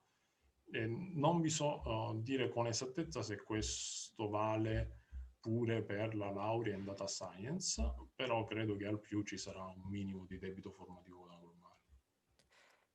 Chiedo scusa, professore, per quanto riguarda la laurea magistrale con doppio titolo, quindi la laurea con doppio titolo sia soltanto nella laurea magistrale in Mathematics e abbiamo una doppia laurea con l'Università di Grenoble. Quindi un doppio, quindi laurea italiana e laurea francese. Okay. Grazie a voi. Ho cercato di sommare il CFU delle lauree confrontando con i quesiti d'accesso. Allora, in generale un corso di laurea triennale, in qualsiasi esso sia, ha lo stesso numero di CFU degli altri corsi di laurea triennale. Quindi il problema non è tanto il numero di CFU, ma è la tipologia di materie che andate ad affrontare, per cui magari una determinata laurea magistrale richiede che lo studente abbia fatto dei CFU, ma quindi abbia affrontato quegli argomenti in quel particolare ambito. Quindi è questo forse che va poi una volta capito per capire. Credo che però nelle pagine web dei corsi di laurea, quantomeno per quelli all'interno del Dipartimento di Informatica, ci sia la tabella dei debiti che si vanno a formare se passate da un corso di laurea triennale a uno magistrale, quindi quando passate, diciamo, quando entrate nei corsi di laurea magistrale.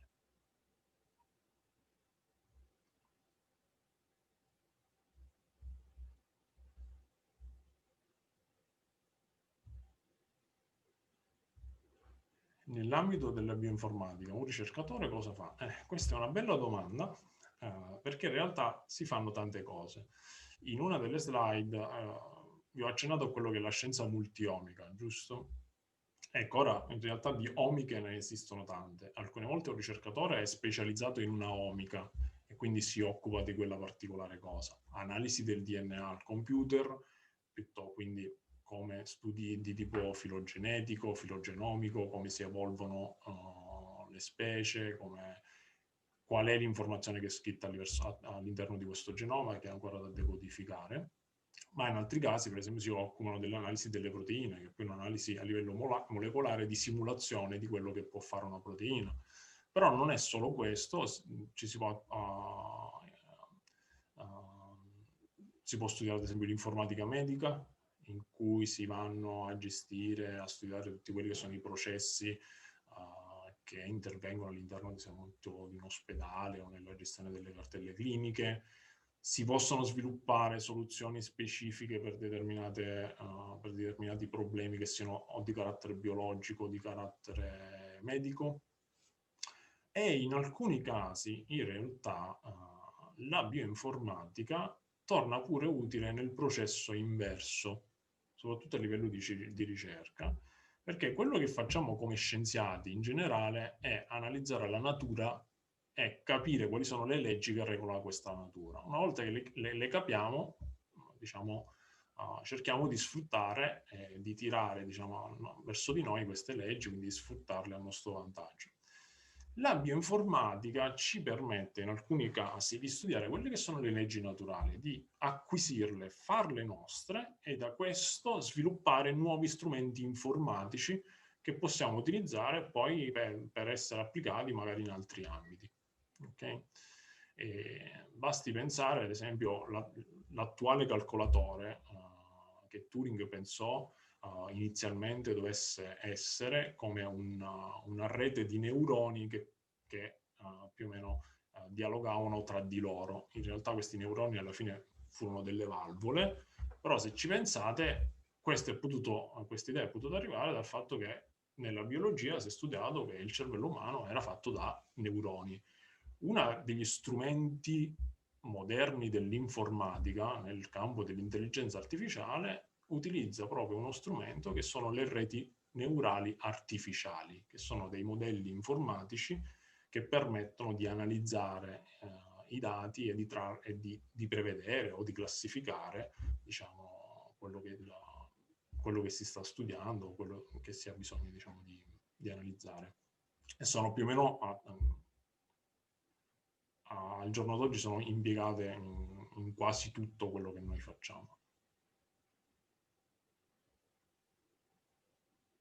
Allora, gli sbocchi lavorativi ce ne sono vari, ok?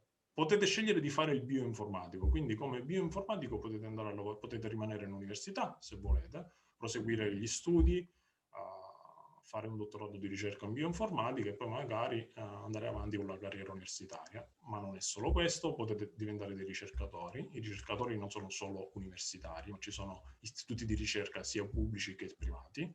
In realtà ci sono molti lavori di tipo bioinformatico, cioè proprio in cui magari dei laboratori che siano di ricerca o che siano dei laboratori di analisi o che siano dei laboratori medici o che siano le università stesse o gli ospedali stessi cercano delle persone che hanno studiato o che hanno dei fondamenti quantomeno di bioinformatica, perché si possono analizzare in generale l'informatico è in grado di analizzare, diciamo, i dati, quindi di dare, dato un input, di dare un output. Però per alcune tipologie di dati ci vuole, diciamo, dell'expertise abbastanza specializzata. Il bioinformatico è proprio questa figura che è già formato per avere quell'expertise nel campo sia biologico che medico. Okay? Se poi alla fine della laurea triennale non vi piacerà fare il bioinformatico o non trovate posto come bioinformatico, potete comunque fare lo sviluppatore di software, perché comunque imparate a programmare e potete ad esempio accedere agli insegnamenti tipo delle scuole superiori o quindi tutto quello che è il mondo della didattica o affine all'informatica, diciamo. Ricordo pure che esiste il corso in Data Science, anche se la Data Science è una delle scienze principali in bioinformatica, quindi con una triennale di questo tipo magari andate ad acquisire alcuni degli strumenti che sono poi quelli utilizzati nell'analisi dei dati negli altri campi. Appunto, però non avete magari le conoscenze di economia o di giurisprudenza che poi ci saranno nel corso di laurea magistrale.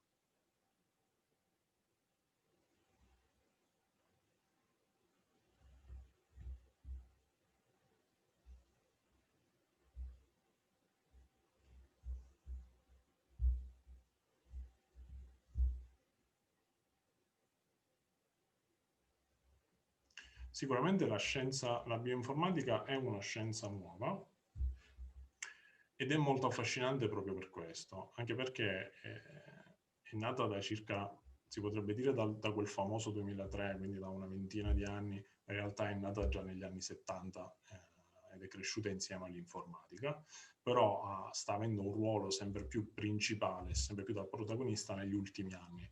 E questo è dovuto soprattutto all'avanzamento nelle tecnologie di sequencing, ma in generale nelle tecnologie che ci permettono di leggere i dati di tipo biologico.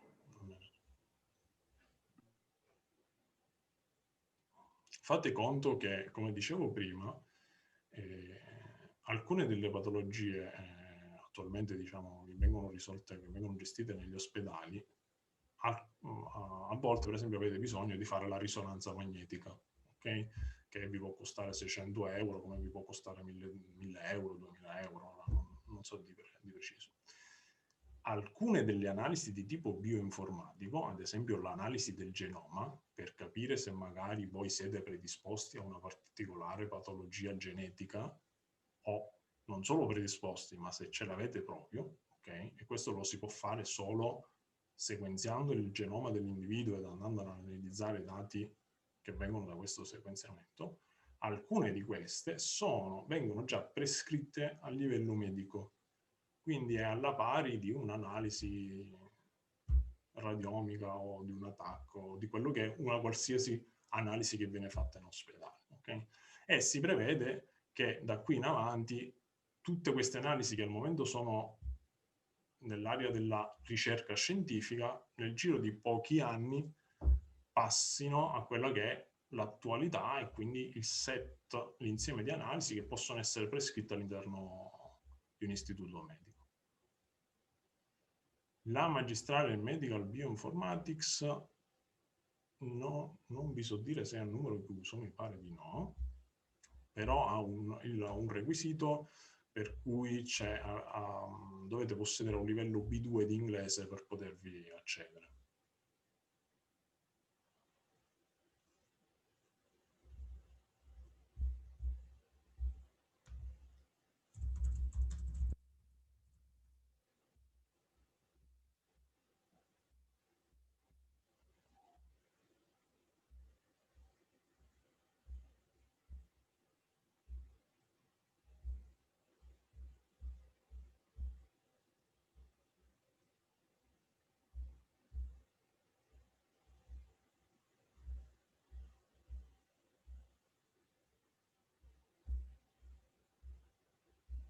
Sì, vi confermo che è a numero aperto, quindi non è a numero chiuso per l'anno prossimo, per l'anno che verrà, diciamo.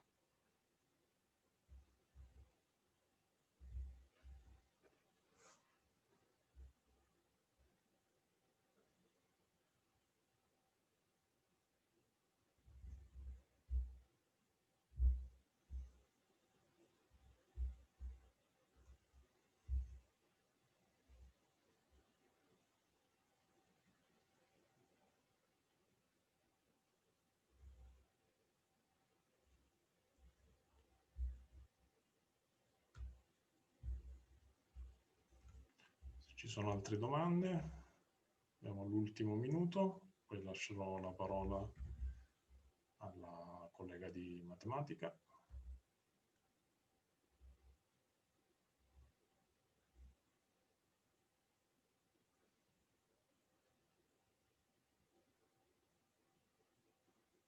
Grazie a voi per essere stati qui e per l'interesse che avete avuto nella presentazione. Io vi saluto, vi auguro un buon pomeriggio e lascio la parola a Francesca. Grazie Vincenzo. Ciao. Arrivederci, grazie professore.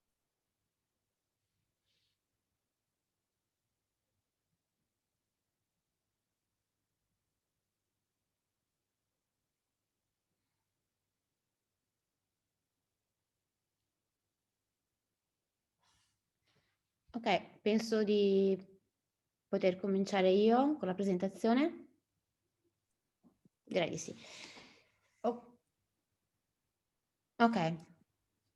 Allora, salve a tutti, io sono Francesca Mantese, sono docente del corso di laurea in matematica applicata e innanzitutto a nome anche dei miei colleghi, do il benvenuto a chi è collegato e che essendo collegato immagino possa avere un interesse o perlomeno la curiosità di capire che cos'è un corso di laurea in matematica a livello universitario e in particolare il nostro corso di matematica applicata qua a Verona. E dico subito che al di là di questa presentazione io, anche i miei colleghi del corso, di cui alla fine vi darò i riferimenti, siamo sempre disponibili per ogni tipo di informazioni, di curiosità, quindi non esitate a contattarci perché veramente sappiamo quanto sia importante questo momento della vostra vita, questa scelta che state per fare, decidere quale corso di laurea, a quale corso di laurea iscrivervi e sicuramente siamo disponibili per aiutarvi il più possibile. Allora, condivido la presentazione, un attimo solo. Eccolo qua. Ok, allora intanto comincio sottolineando che il nostro è un corso di laurea in matematica applicata, sarà chiaro durante la mia presentazione il perché anche del nome stesso. e si svolge presso il Dipartimento di Informatica, ma è in collaborazione col Dipartimento di Scienze Economiche, è un dipartimento associato.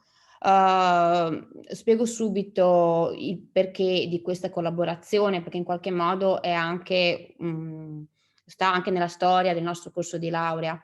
Il nostro corso di laurea è partito più di 15 anni fa, proprio da un'idea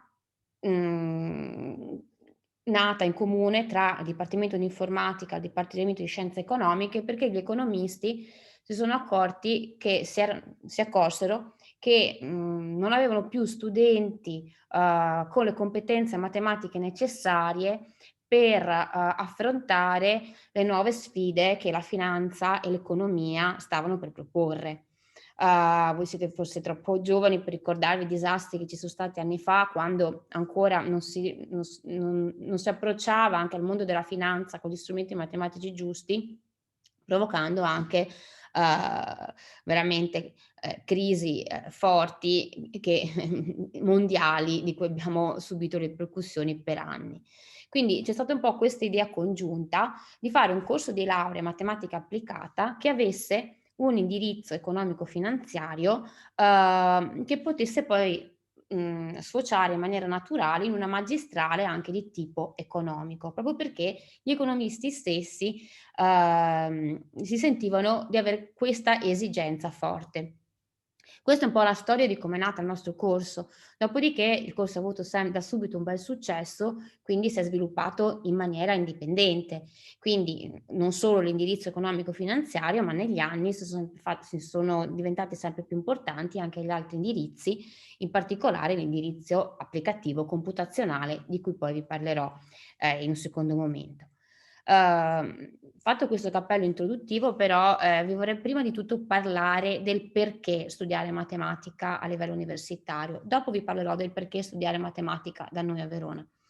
Perché studiare matematica? La matematica è innanzitutto un linguaggio universale grazie al quale si può capire l'intera realtà, l'intero mondo che ci circonda e sta alla base di tutte le altre scienze.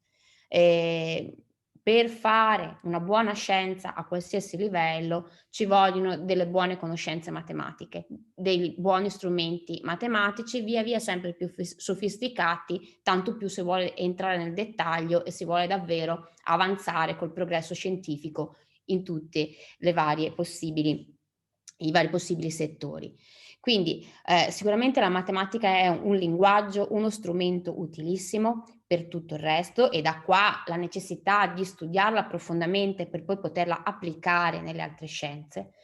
Ma va detto che secondo me la matematica è prima di tutto una passione, una sfida con se stessi, un bellissimo percorso di studi che arricchisce secondo me lo studente prima di tutto, lo arricchisce interiormente, perché è una continua sfida, un continuo mi pongo dei problemi, mi pongo delle domande, cerco di risolverli, non ci riesco, ok, riparto, cerco un altro approccio, non ci riesco ancora, ci riprovo di nuovo. È veramente una continua sfida con se stessi, e che alla fine del percorso universitario, al di là di quello che avrete imparato, vi darà un modo di pensare che, fidatevi, ve lo spenderete qualsiasi sarà il vostro futuro lavorativo, d'accordo?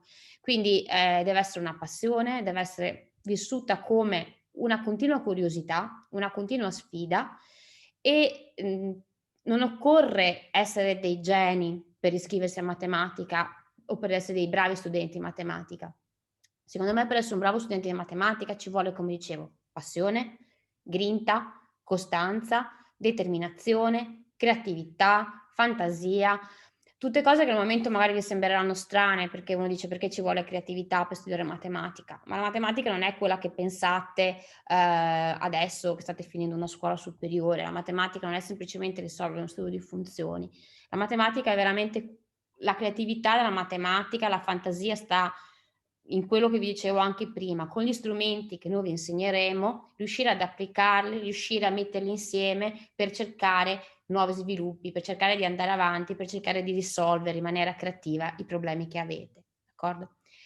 Ripeto, questo è il mio punto di vista, ma penso sia condiviso da tutti i miei colleghi. Quindi la matematica è un linguaggio, vi dà gli strumenti ed è essenziale per capire la realtà. In questa slide vi propongo semplicemente un esempio molto concreto, perché tutto quello che adesso sto dicendo in maniera molto astratta veramente in questo contesto storico è tanto più vero. Pensate a quello che è successo nell'ultimo anno con la pandemia che stiamo vivendo in corso. Si è visto come veramente avere degli strumenti matematici, saper gestire i modelli matematici, saper gestire i dati, saper applicare bene la matematica può portare un contributo forte in settori più disparati, come per esempio nel caso in ambito epidemiologico, come si è visto appunto in questo periodo. Ad aprile, quindi poco dopo l'inizio dell'epidemia, matematici del nostro dipartimento hanno organizzato un workshop con esperti di epidemiologia, matematici, statistici e quant'altro, per vedere effettivamente come applicare modelli matematici per la diffusione del virus e la prevenzione, d'accordo? Quindi è solo un piccolo esempio di come effettivamente saper applicare modelli matematici è estremamente attuale. Lo dico così perché magari parlo di modelli matematici, ma forse non è chiaro che cos'è un modello matematico. Un modello matematico tipicamente che cosa vuol dire? C'è un problema, per esempio il Covid, la diffusione del virus, ok, si cerca di modellizzare, cioè trovare delle equazioni che regolino l'andamento del vostro processo che state studiando, in questo caso per esempio la diffusione del virus, e una volta fissato il modello che sia più vicino possibile alla realtà, si cerca di studiarlo e di trovarne le soluzioni in base agli strumenti matematici che si hanno, e quindi da qua gli strumenti dell'analisi, del calcolo numerico e avanti così, d'accordo? Ok, quindi perché studiare matematica per tutto questo? E qua mi rivolgo soprattutto a studenti, ma anche alle famiglie, se magari c'è qualche genitore collegato che guarderà questo video. Spesso uno dei problemi, uno anche dei pregiudizi, se volete, che ancora ci sono, quando uno studente vuole decidere di iscriversi a matematica, cosa vado a fare dopo?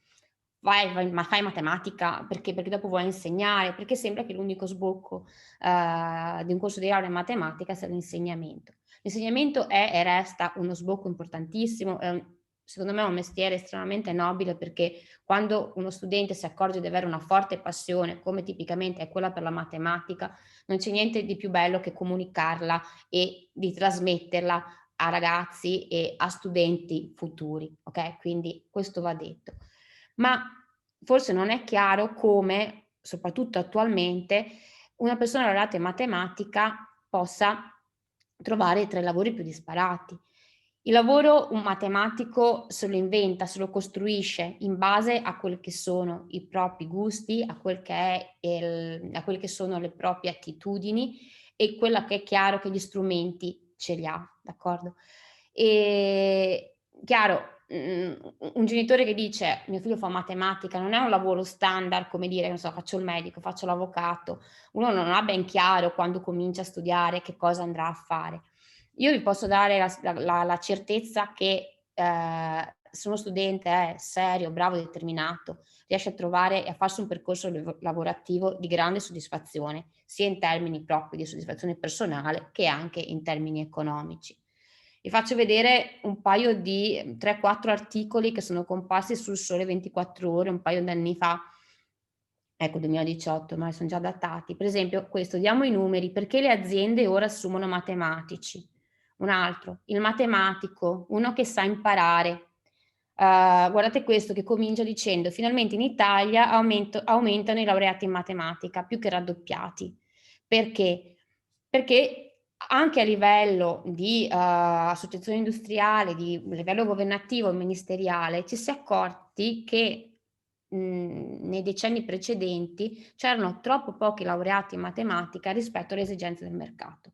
Quindi c'è stato tutto questo programma anche a livello di progetto lauree scientifiche come ponte tra università e scuole, Olimpiadi della matematica, articoli vari a passi in giro per cercare di promuovere lo studio di iscrizioni in questa facoltà.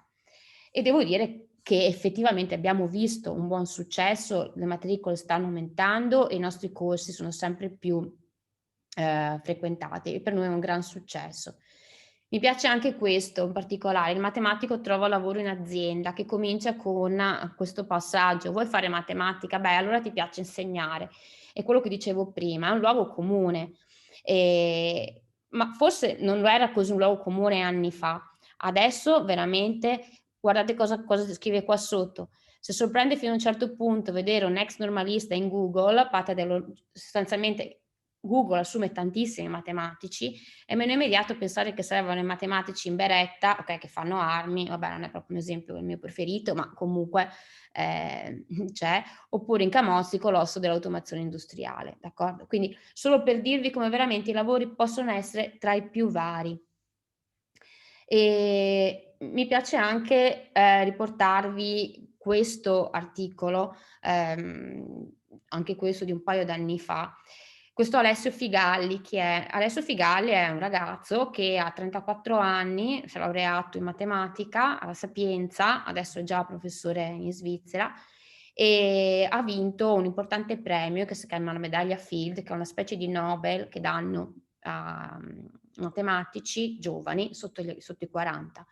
È un ragazzo assolutamente disponibile a fare interviste con grande passione e mi piace quello che dice. Io uso ancora carta e penna e molte idee mi vengono in autobus, ma anche solo con questi strumenti così semplici tutto il mondo della tecnologia si poggia su questa disciplina. Ed è proprio così, gli strumenti del matematico sono sostanzialmente strumenti di testa, sono strumenti semplici, ma l'importante poi è saperli applicare. Figali in un paio di interviste dice anche due cose che mi sento proprio di riportare in questa presentazione, che hanno una valenza secondo me per tutti. Numero uno, non lo dice in questa intervista, lo dice in un'altra, dice si può scrivere matematica anche provenendo da scuole che non siano necessariamente liceo scientifico. Ed è vero, perché Figali stesso, che appunto ha vinto questo premio importante, proviene dal liceo classico. Noi abbiamo tantissimi studenti che vengono dal liceo classico, altri che vengono da ragioneria. Insomma, non è vero che necessariamente deve aver fatto un liceo scientifico, perché se hai fatto una buona scuola superiore, in particolare il liceo classico per esempio, e hai un'impostazione, un metodo, l'idea che per avere un risultato devi impegnarti con costanza e hai un metodo di studio, allora sei a posto, d'accordo? Quindi come avrete modo di vedere se vi iscriverete dopo le prime 2 settimane di corso, sostanzialmente il livello diventa pari per tutti, da qualsiasi scuola si provenga. Quindi se avete un interesse per la matematica ma non avete fatto un liceo scientifico, non fatevi scoraggiare, non c'è nessun problema. L'altra cosa che ci tengo proprio particolarmente, questo ve lo dico col cuore, è questo: non è vero che le ragazze siano da meno dei maschi.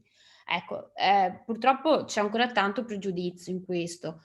Se voi guardate dati anche recenti sul numero di laureati in Italia, le ragazze sono la percentuale maggiore, ma le ragazze che si laureano in materie scientifiche, in particolare in matematica, la percentuale crolla in maniera drastica, perché c'è ancora quest'idea che la matematica, ma come l'informatica, ma come la fisica, non sia proprio adatta per una ragazza. Io ancora adesso, da quando ho cominciato a studiare matematica, ne sono passati di anni, quando la gente mi chiede che cosa fai, la matematica, e mi guardano e mi dicono: no, scusa, la matematica? Ma che davvero? Tu fai matematica? Hai fatto matematica? Che delle due non so mai cosa pensare, cioè o pensano che non sono in grado di aver studiato matematica, ma non credo, o forse c'è ancora l'idea che se è una ragazza che studia matematica, allora c'è qualcosa di strano, ok? Invece no, assolutamente. Noi abbiamo studentesse estremamente brave, studentesse brillanti e che dimostrano quotidianamente come non ci sia nessun tipo di divario, nessun tipo di differenza, d'accordo? Anzi, spesso le ragazze hanno una grinta, sentendosi alle spalle questo pregiudizio, hanno una grinta forte che le porta molto avanti.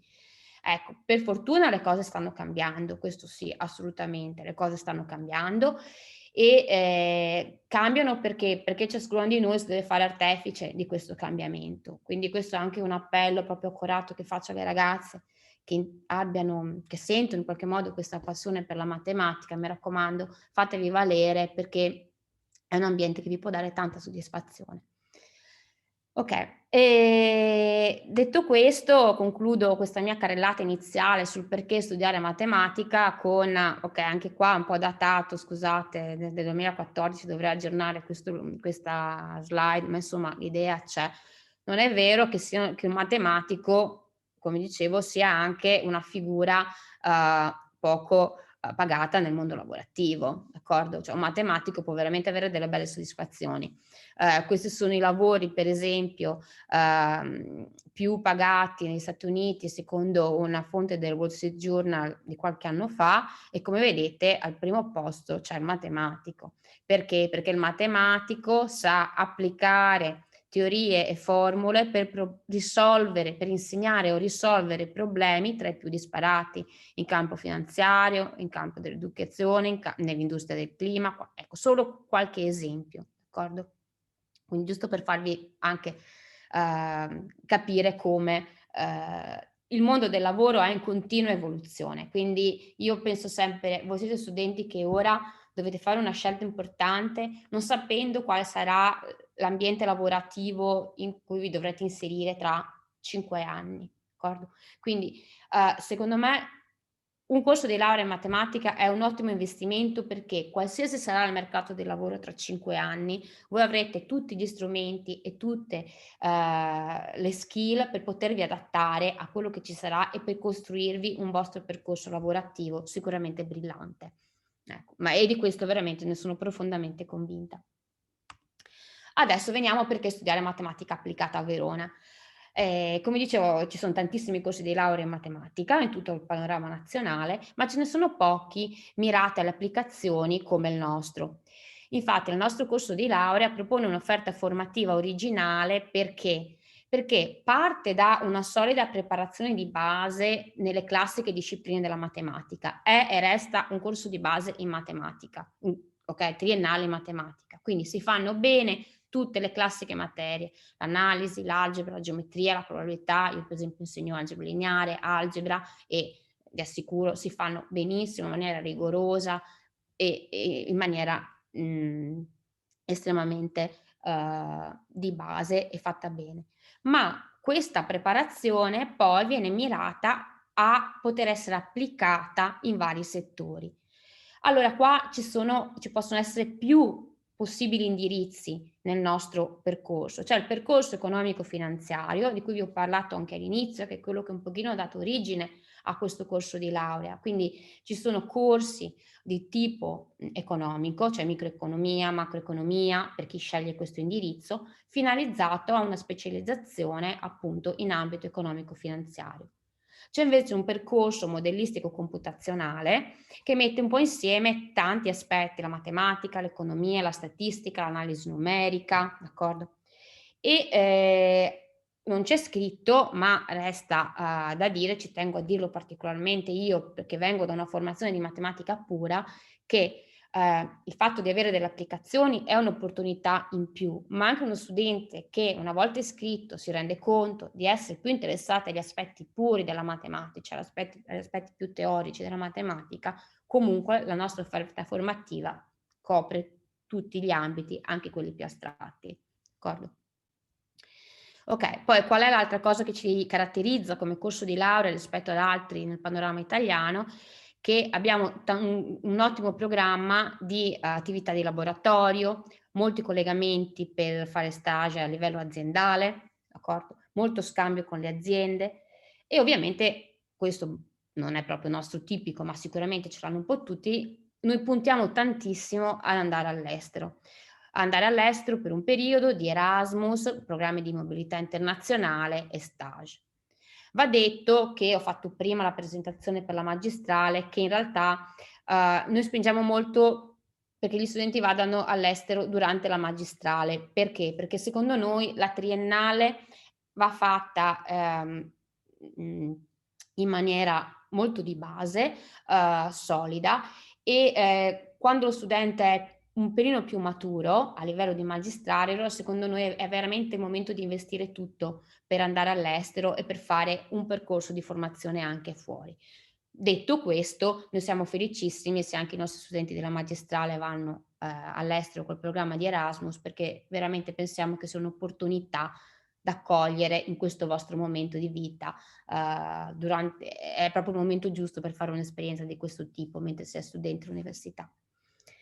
Ok, quindi rispetto, come dicevo prima, rispetto ad altre lauree, c'è la possibilità per gli studenti di scegliere dei piani di studi molto flessibili, indirizzati in modo diverso, o con questo percorso economico-finanziario o col percorso più, diciamo, computazionale, modellistico, in base anche a quello che si vuole fare dopo.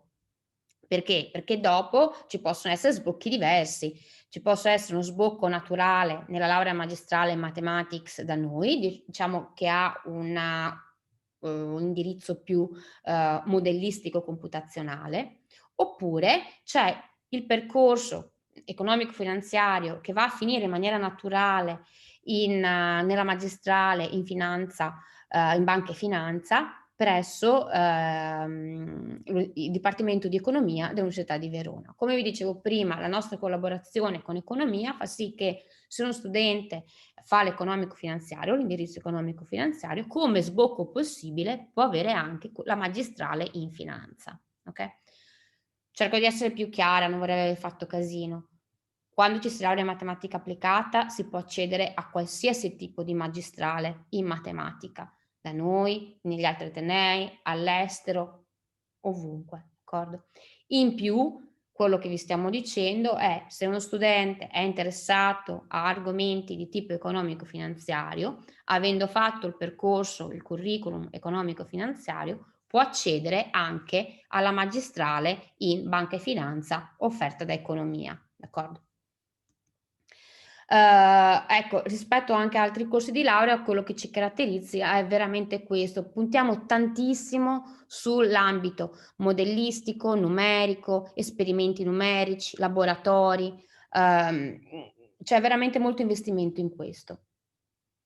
E poi, appunto, come vi ho detto fin dall'inizio, l'idea che la matematica si possa applicare in tutte le varie scienze, e quindi c'è anche la possibilità di scegliere degli esami in cui veramente si applica la matematica, per esempio in biologia, in data science, in biomedicina, quindi sono anche degli esami più specifici per l'applicazione della matematica in questi tipi di scienze.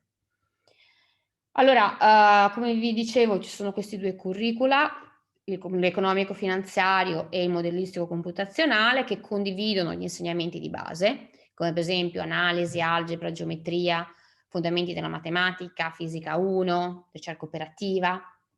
E poi ci sono degli insegnamenti che invece caratterizzano il curriculum. Per esempio il curriculum economico-finanziario, parliamo di microeconomia, c'è macroeconomia, matematica finanziaria. Nel modellistico computazionale, che ne so, per esempio c'è dinamica dei fluidi, sistemi dinamici, fisica 2, d'accordo? Ecco, va anche detto che noi abbiamo studenti che magari partono con l'indirizzo economico, col curriculum economico-finanziario, poi invece si scoprono più appassionati a problemi di tipo computazionale e modellistico, quindi cambiano curriculum, e viceversa, quindi insomma i due curriculum sono anche fluidi durante il percorso di studi. Ambiti occupazionali. Ecco, questo ovviamente è un punto che sicuramente va chiarito in una presentazione. Allora, intanto va detto che la stragrande maggioranza dei nostri laureati triennali procede con una magistrale. Non perché non trovino lavoro dopo una triennale, d'accordo? Perché abbiamo studenti della triennale che per vari motivi si fermano e trovano lavoro in banca, in assicurazione, in azienda, sviluppo software, assolutamente. Ma spesso quello che succede è che, siccome è una materia veramente appassionante, quando hai fatto una triennale ti viene voglia naturalmente di andare avanti con una magistrale e di completare il ciclo di studi. Diciamo che alla fine del ciclo totale di studi triennale più matematica, davvero sei una persona formata per tutto quello che vi dicevo prima. Quindi gli ambiti occupazionali sono innanzitutto uno sbocco in una magistrale, che può essere di tipo matematico, ok? E di tipo economico-finanziario, oppure anche di tipo didattico. In che senso?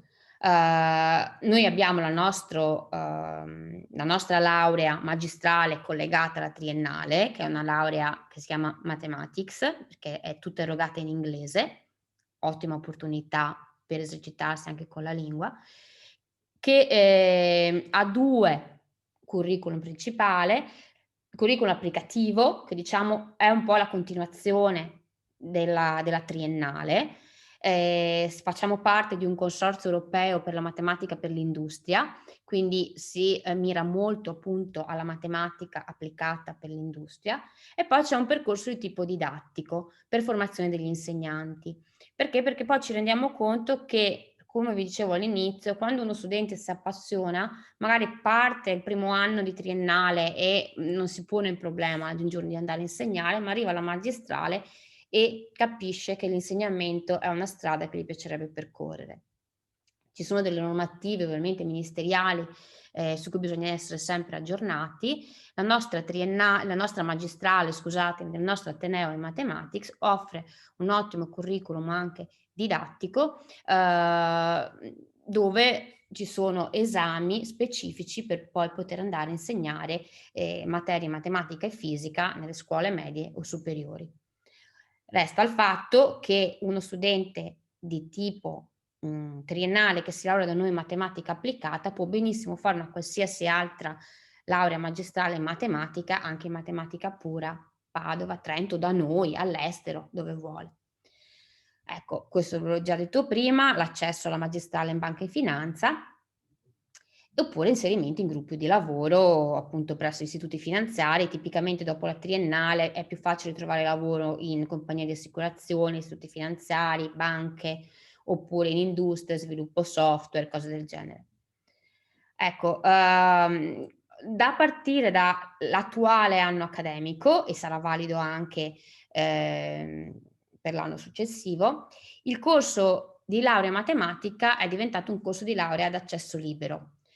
Fino all'anno scorso era ad accesso programmato e da quest'anno è accesso libero e abbiamo infatti un ottimo numero di matricole, quest'anno siamo molto contenti. E come si fa ad accedere? È accesso libero, ma dopo l'iscrizione ci sarà una verifica dei saperi minimi con modalità che saranno comunicate all'inizio anno, ma l'idea è la seguente, giusto per capire se qualcuno ha seguito altre presentazioni di altri corsi di laurea in matematica. Questa verifica dei saperi minimi ci deve essere dopo che vi siete iscritti. Uno studente la può anticipare come? Usando dei test nazionali che si chiamano il TOLC I come informatica, TOLC S come scienze, che vengono erogati da vari atenei. Si possono fare in varie sessioni, c'è chi li fa a maggio del quinto anno, a giugno, a luglio, a settembre, adesso non so le date, le segreterie credo siano più aggiornate di me. Quindi uno può fare questa verifica preventiva, si iscrive a matematica, porta il certificato che ha fatto questa verifica preventiva ed è a posto, non deve più fare niente. Oppure uno studente si iscrive a settembre, bello senza aver fatto niente, e ai corsi iniziati vi verranno comunicate le modalità per fare questa verifica dei saperi minimi interna con modalità stabilite dal nostro corso di laurea, d'accordo? Quindi entrambe le opzioni sono valide. E prima di passare ai contatti ci tengo anche a dire un'ultima cosa che immagino sia una domanda che qualcuno avrà in testa. Cosa succede con le lezioni presenza, a distanza? Sarà un corso fatto in presenza, un corso fatto a distanza, le lezioni sono registrate, disponibili online? Ecco, noi crediamo fortemente in un corso di laurea in presenza. Anche quest'anno stiamo facendo i salti mortali per fare più ore possibili di didattica in presenza, perché crediamo fermamente che l'università sia prima di tutto uno scambio reciproco tra studente e docente, e solo in presenza veramente lo studente, soprattutto i primi anni, riesce a cogliere tutte le opportunità che anche noi docenti possiamo offrire. E anche per noi docenti è molto meglio insegnare in presenza perché è uno scambio continuo con la classe. Tuttavia, ovviamente, stiamo sempre seguendo le normative che ci vengono date e tutte le nostre lezioni sono comunque registrate e disponibili online. Cosa succederà l'anno prossimo? È troppo presto per dirlo, sicuramente non ve lo posso dire io. Io posso assicurare che il nostro impegno sarà di tornare in presenza il prima possibile, tuttavia con l'eredità che l'esperienza di quest'ultimo anno ci ha lasciato, cioè che avere lezioni registrate, avere lezioni online, avere comunque una lezione che uno studente che non può seguire, uno studente lavoratore, uno studente fuori sede può recuperare anche se non è riuscito a essere in presenza, ecco, questa sarà un'eredità che ci porteremo avanti, quindi anche in base alla normativa di Ateneo cercheremo di assicurare il più possibile una fruibilità delle lezioni anche a distanza, compatibilmente con quello che vi dicevo prima, comunque essere la nostra filosofia, per cui la presenza è un valore aggiunto. Ok, vi lascio questi contatti nel caso abbiate qualsiasi tipo di domanda, richiesta, informazione. Il primo è il professor Marco Cagliari, il presidente del Consiglio del corso di studi di matematica. Poi c'è il professor Giuseppe Mazzoccolo, questa è la sua mail, che è il referente, diciamo il responsabile della laurea triennale. E poi ci sono io e la mia mail. Io sono responsabile del corso di laurea magistrale, ma ovviamente sono ben disponibile, visto che mi avete conosciuto oggi, a rispondere alle vostre domande anche per la triennale.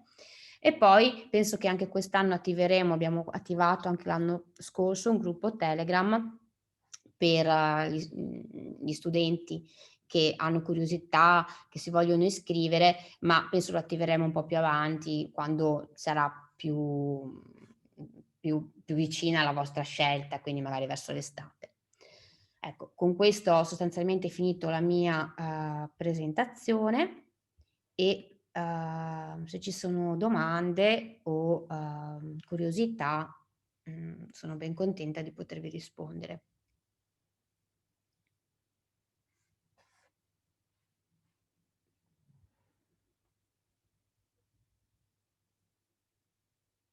Ecco, sono andata un po' veloce sugli aspetti tecnici dei corsi, dei quanti crediti, sono tutte domande che potete trovare sicuramente sul nostro sito. Sono domande che potete adesso con calma, potete studiarvi bene il tipo di esami, i crediti, le modalità. Quello che a me interessava in questa presentazione era più che altro darvi un pochino l'idea del perché una scelta come quella di iscriversi a un corso di laurea matematica, in particolare da noi. Io penso che questo per voi sia veramente un momento importante e avere la consapevolezza della scelta che state per fare piena sia cruciale, al di là poi dei dettagli tecnici del corso qua, corso là, quanti crediti, quante ore, eccetera. L'importante è, secondo me, adesso in questa fase che voi capiate quella che è la vostra passione, capiate quello che è veramente il vostro gusto e il vostro interesse. Magari avete sentito la mia presentazione e dite no vabbè matematica non fa per me, magari siete indecisi tra matematica, fisica, anche fisica secondo me è un corso di laurea meraviglioso, matematica, informatica, assolutamente. L'importante è che tutte queste presentazioni vi aiutino un attimino a capire qual è il vostro gusto e qual è veramente quello che vi appassiona di più. E secondo me se seguite quella che è la vostra passione in questo momento, siete sicuri che non sbaglierete scelta.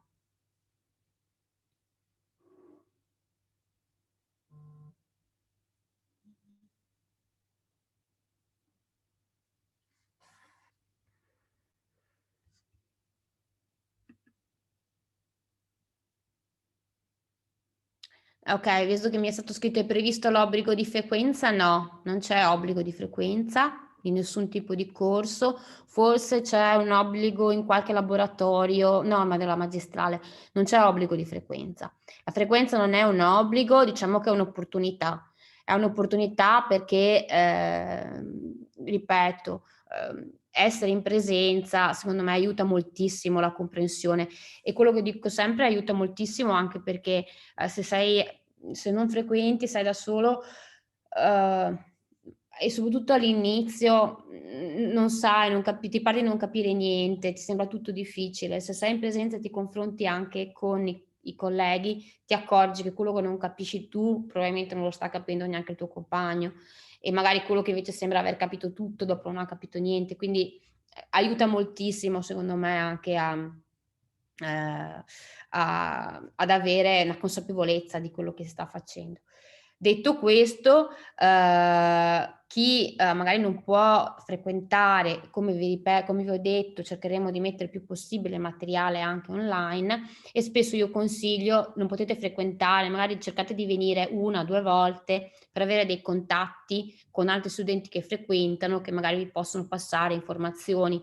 Adesso gli studenti sono sempre più attivi, già dal primo giorno di lezione organizzano gruppi WhatsApp, mailing list, quindi è anche più facile scambiarsi informazioni tra colleghi, perché poi c'è diciamo, l'interazione docente e studenti, ma poi c'è una forte interazione tra studenti. Quando iniziano i semestri, adesso non ho sotto mano il calendario accademico, ma la prima settimana di ottobre, e poi la prima settimana di marzo, il secondo semestre. Febbraio sessione di esami, giugno-luglio sessione di esami, settembre sessione di esami. Mi scusi, professoressa, è arrivata una domanda dalla chat. Sì? Mi chiedono se esiste un ramo dove la matematica viene applicata alla biologia o alla chimica. Certo. Abbiamo anche proprio un corso uno dei vari corsi del terzo anno che sono modelli matematici per la biologia, assolutamente, sia in matematica che in biologia, sia in biologia che in chimica, assolutamente. Adesso mi è difficile fare esempi qua perché richiederebbero delle competenze che magari adesso non avete, ma assolutamente è un grosso filone della matematica applicata alla biologia. Anche alla chimica, per esempio io insegno algebra, che è una materia estremamente astratta, ma spesso do tesine della triennale di come una cosa così astratta come l'algebra, per esempio, venga applicata alla chimica. Cristalli, come si combinano le molecole, i legami tra particelle, simmetrie, ecco, giusto per darvi un attimino l'idea e qualche spunto.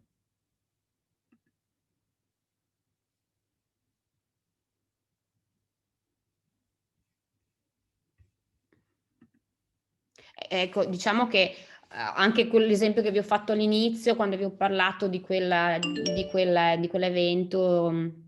di quel workshop di tipo epidemiologico, se ci pensate, cioè i modelli matematici che descrivono la diffusione di un virus, sostanzialmente, ecco, è un esempio di come effettivamente le applicazioni non manchino sicuramente anche in campo biologico, medico.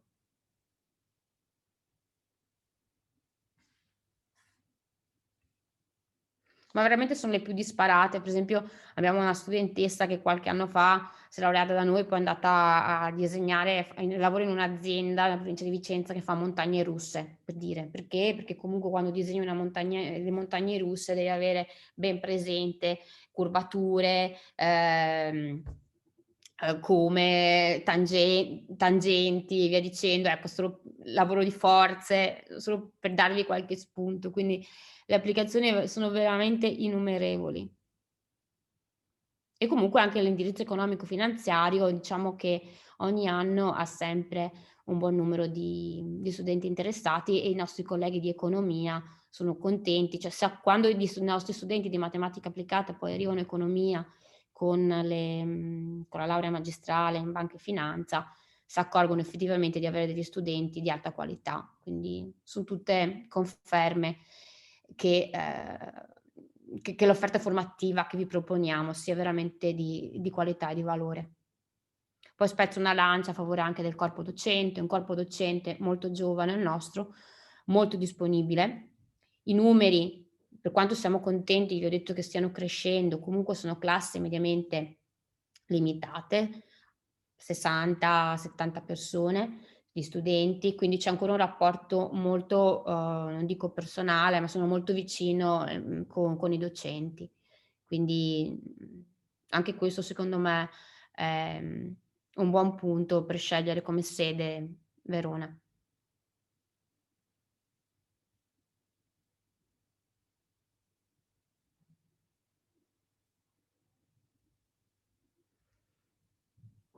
E vedo anche, ecco, un'altra cosa che così se qualcuno fosse interessato, anche i nostri studenti sono estremamente attivi tra loro, anche negli organi di rappresentanza, rappresentanti di dipartimento, rappresentanti senato accademico, e i nostri ex studenti, adesso parlo di magistrali, si sono riuniti in un'associazione, se avete voglia di guardare, si chiama Associazione Alumni di Matematica dell'Università di Verona, e sono molto attivi perché tracciano, hanno una mappa di tutti i lavori che hanno fatto gli ex studenti, di dove sono andati a finire, di quali sono le loro occupazioni. Poi organizzano seminari per gli studenti attuali, per far capire le opportunità di lavoro dopo.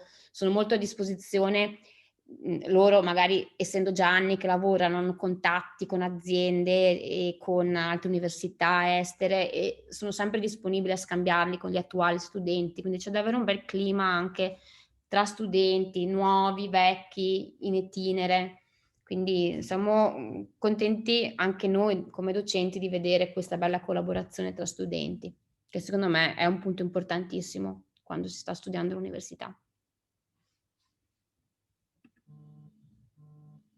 Sì, certo, ci sono programmi per studenti certificati. Beh, scusa, sto guardando ci sono esami basati sulla chimica all'interno del triennio matematica applicata. Sì, c'è un esame addirittura di chimica che si può fare, proprio chimica.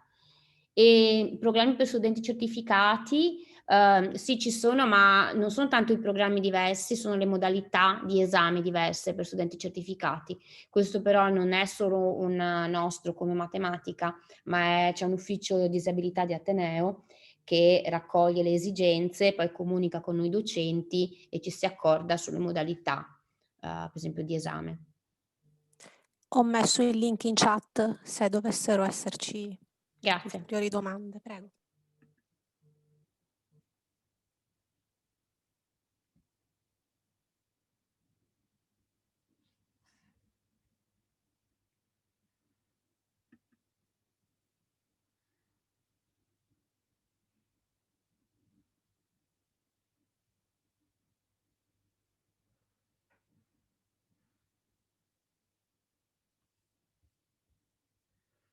Okay, se non ci sono domande io vi saluto. Non so se sono l'ultima. Sono l'ultima o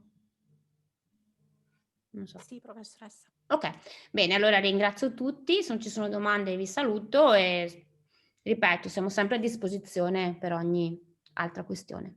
Arrivederci a tutti. Grazie, arrivederci, buonasera.